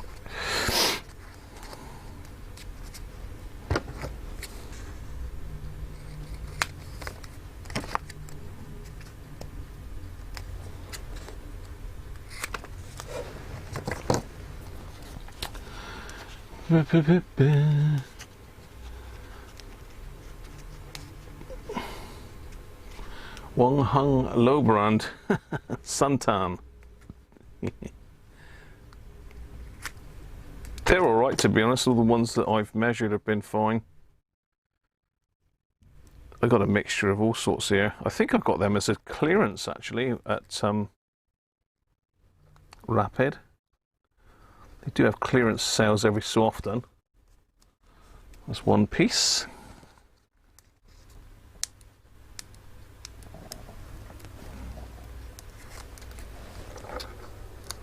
Seems to be sticking okay.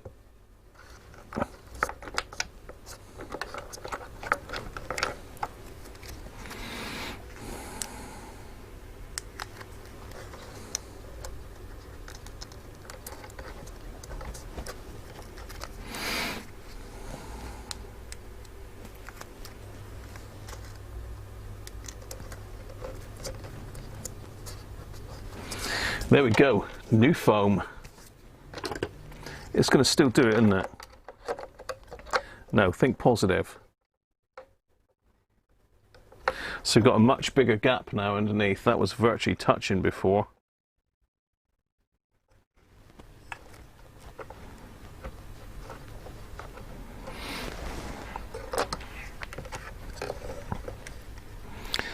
Let's try again for about the 15th time. If this fails, then we're back to square one. We'll have to start looking at the resistors, but hoping this will sort it.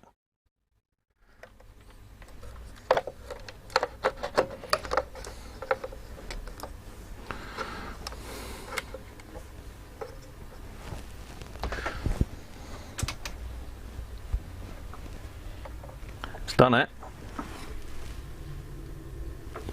That's done it. Silent.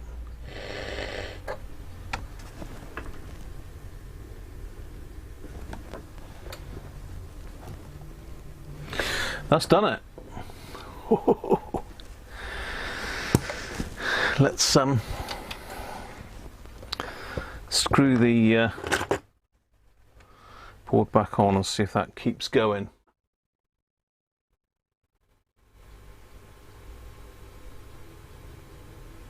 Dave Jones, the Fluke kisser.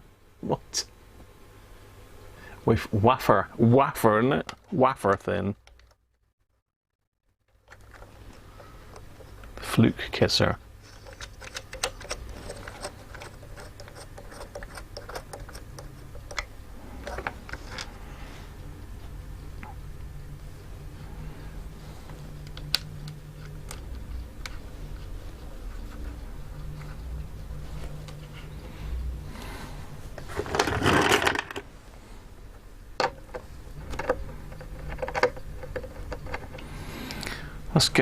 Let me get a socket a minute for that. Hang on a sec. I'm struggling to screw that in because I haven't got the clearance.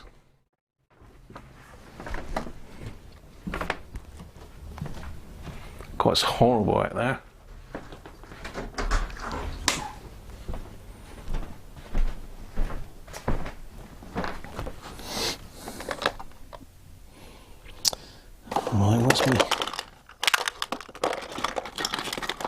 Where's my little socket's gone? The problem is you need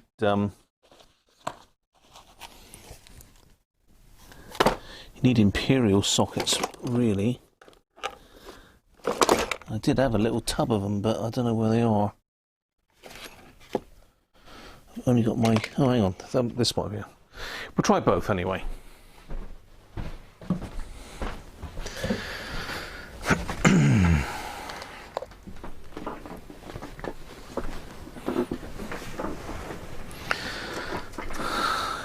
Weira.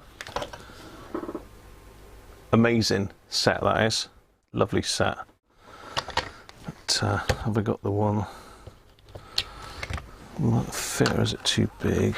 No, it's not 6. It's an imperial size. 7mm fits it. There we go. It is imperial, but 7mm's close enough.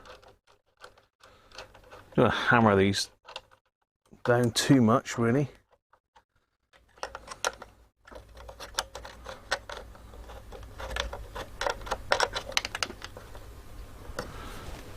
Try again.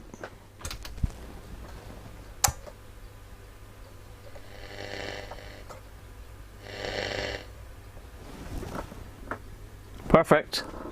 No hummo. He no hummo. So, that was a nice little exercise, but oh, hang on. No, that's my power supply humming. That's all right. I was panicking then for a minute. I could hear a hum, and it's the power supply over there. So that is absolutely silent now. Because a lot of people are rather disappointed. So let's turn it around the other way. Stick the back up on it, and we're nearly there as well, just in time. 2 hours worth of de-humming. There's the patchwork. Patchwork. As I said, I don't think there is any worm left in it. I think they're long gone. And to be honest, I mean, I could just leave it, couldn't I? As a bit of, what do you call it? What's the word I'm looking for?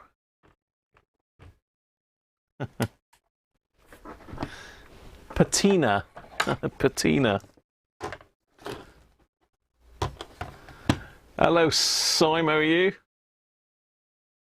Was it caps causing the hum? It was a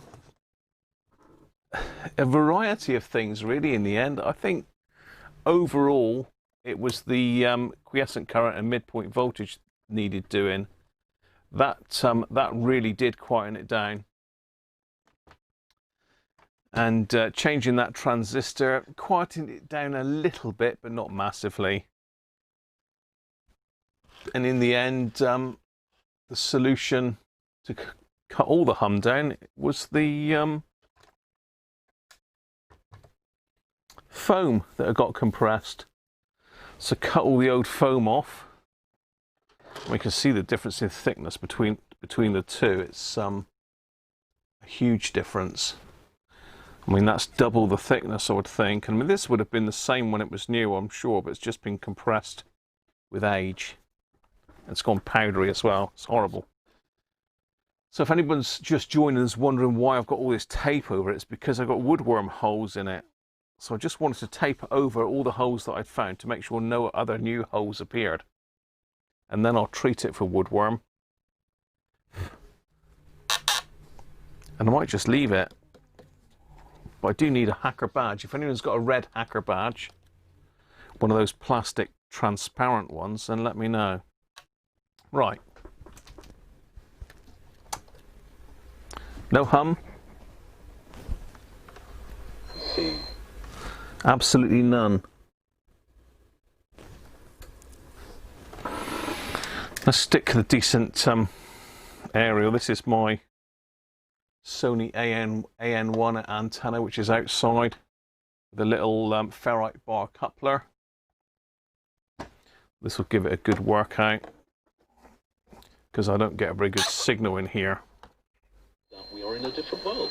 That there is content, far more content available through YouTube, through the various streaming services, and that is, I mean, he began by saying, I shouldn't say that's a question for the PSB panel, but it is. I mean, that is why we set up a PSB panel, to look at all of the public service broadcasters and ask the question, should they go on doing what they're doing? Should we change the remix?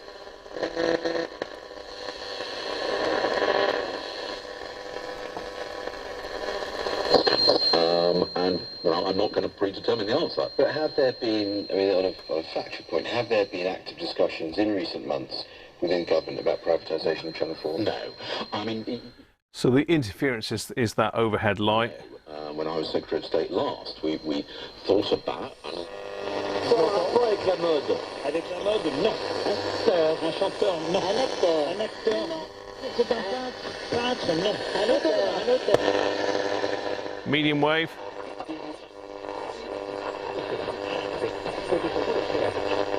After it's safe.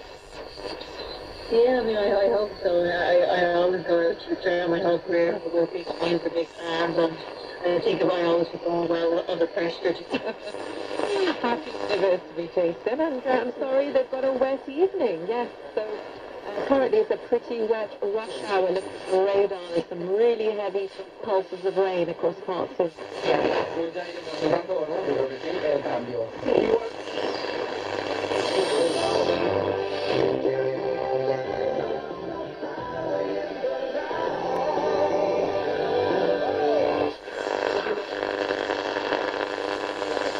Vacuna es protegerse con mascarilla y demás, pero solo una vacuna. It's live here on 5 Live and BBC Sounds from 10 o'clock on Saturday night. Now, no time for this.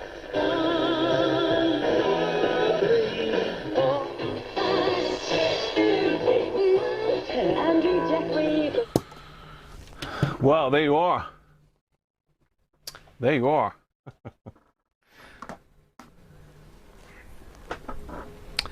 We don't want two pictures of me, do we? That's one's more than enough. There we go, people. It's look at that for timing, 5 o'clock. So the old patchwork Hacker Herald RP35 is pretty much done.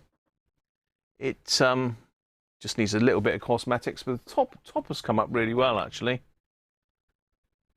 I need to have another look at this gold trim. That's something, a bit of an experiment I need to do, and see if I can repaint the gold trim around it.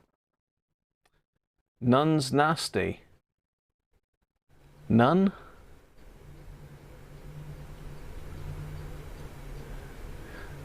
Laser 558? Did anyone watch Thunderfoot and his lies using his intelligence to fool most people? What we on? I missed some stuff here, I think, somewhere along the line. Patina, yeah, Gavin's right. I ain't missed anybody out, have I? You can hear a creaking noise. Art, means I'm getting into the wood.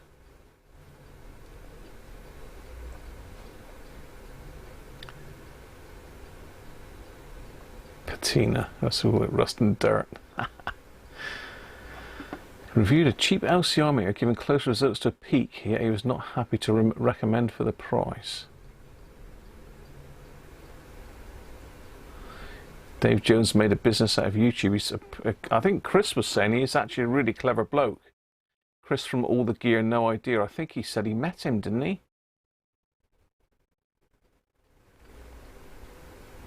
Oh, he likes talking about nuns. Okay. Right, I'm with you now. I'm with the programme. I don't think we can say that, Michael, actually. Yeah, I don't think we can say that at the moment, really, can we? Laser 558, Tony, I'm not sure what you mean there.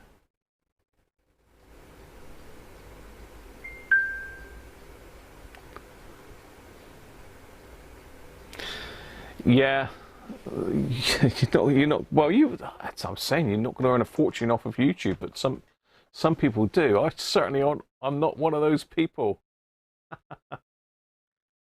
It's dark. You're frightened, ZX, are you?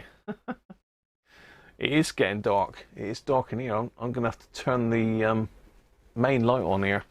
I've only got the sort of tis studio lights, I suppose. I've got the bench lighting and the camera light here on at the moment.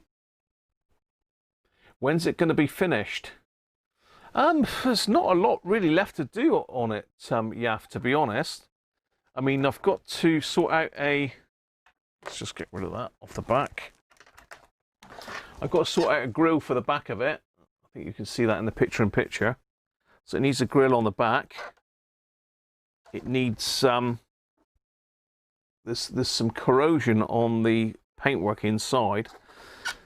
I mean, we could use this one as a practice run for restuffing, because I mean, once we get rid of the woodworm, I can treat the chipboard in underneath. I think it is chipboard on these, isn't it? I don't think it's plywood on these.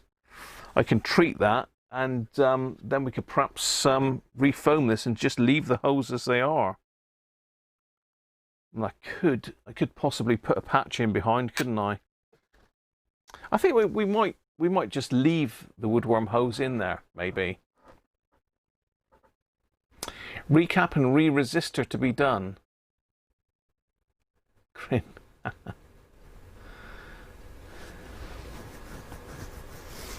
Glad you like that, Dave. Time to put up the wheelie bin.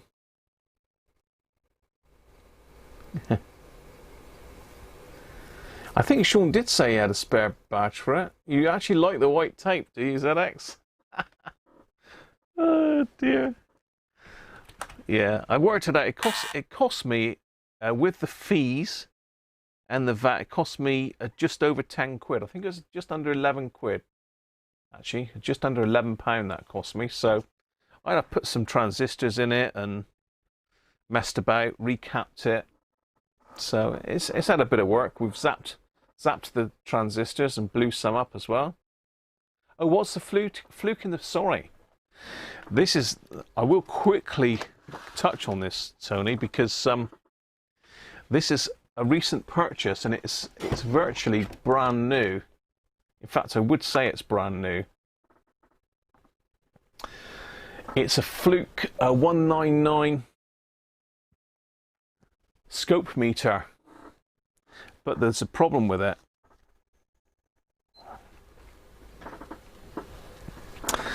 It's got no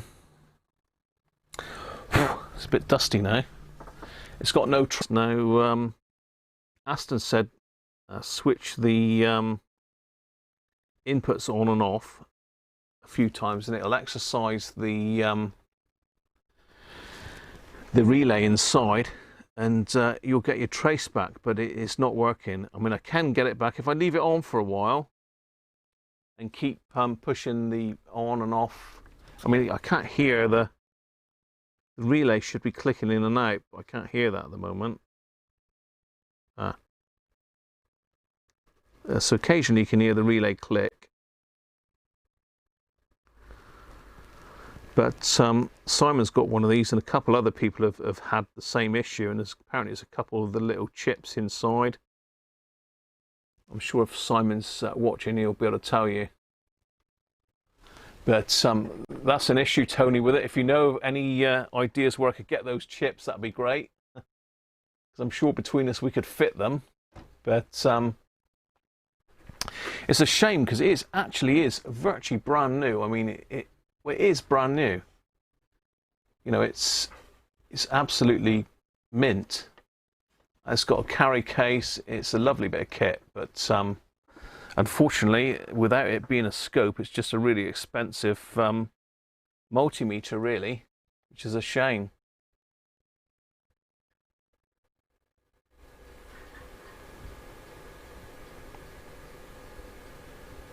No, not an R707, Yaf. Totally ignore George.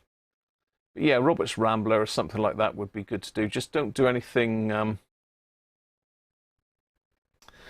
Don't do anything too complex, and try and avoid something with FM if you want to work on a radio for the time being.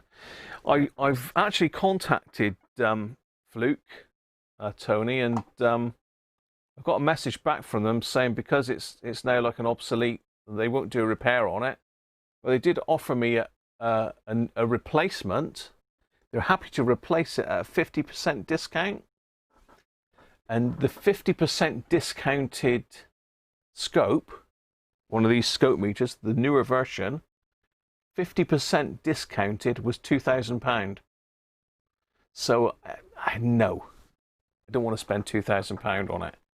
But if there's a service agent, Tony, then if there's a service agent local, I suppose they might have them. George is saying the chips were custom made. Fluke sold out of them and haven't made more. Yeah, I can't remember off the top of my head what the chip is. It's an O something. I can't remember.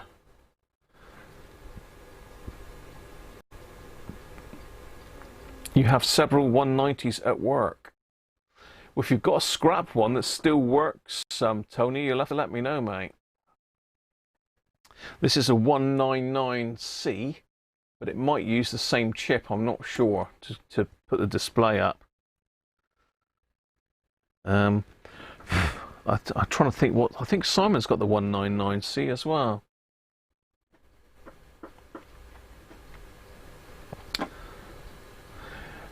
That's half price, ZX. They're £4 grand.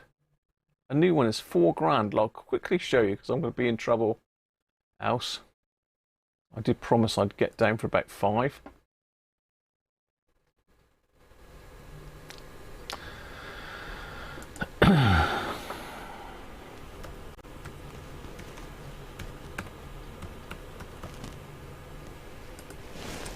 So yeah, I mean, it was nice of Fluke to offer me a new one at 50% reduction. To be fair, it was very good of them actually. I can't knock them, but I did say to him I'm only like a small, very minute business, and I can't afford a big outlay. Right, let's put handheld. There we go.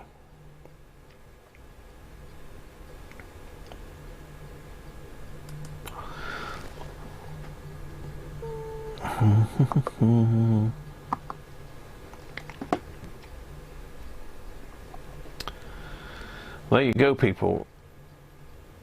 If you can see that, but including that, that's £5,280 new. I mean, it's a bit different. It's a 4-channel scope now, not 2. But yeah, £5,280.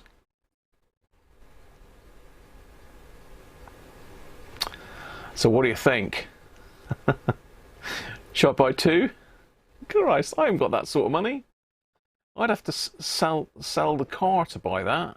Crazy, absolutely crazy. But you know, end of the day, if you're in the trade and you need that bit of kit for on-site work, it's invaluable.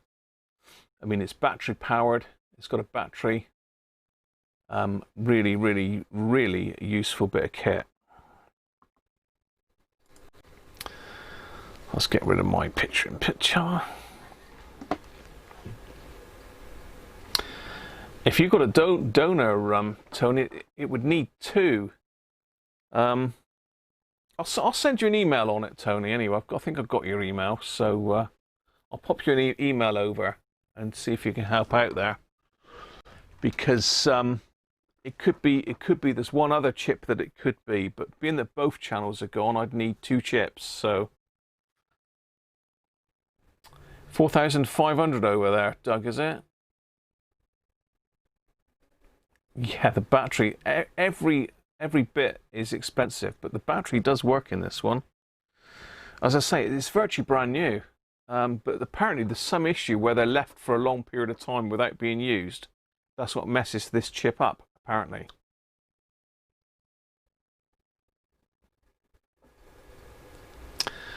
A hot up ASIC will make the scope work more. Yeah, it does. It needs the ASIC chips. Yeah, that's definitely. Everything is expensive. I mean, it's come with an amazing set of kit with it. I mean, I've got the complete works here. I've got the proper Fluke carry case. I mean, it almost looks like a Samsonite case.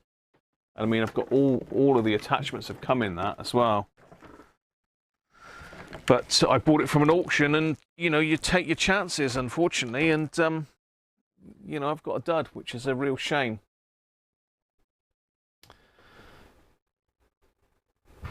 Make the ASIC hot to work more.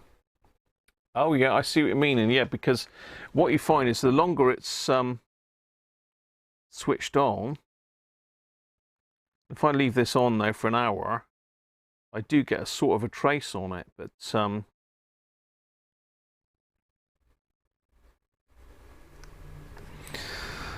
you know, it's just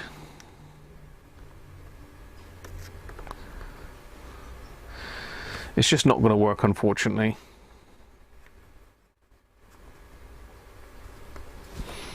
But there you are. I'm messing about with that now, and I've got to go, people.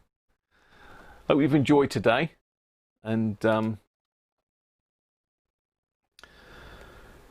he's saying to put a hot air gun on it. It's expensive. A device that will fail again and again.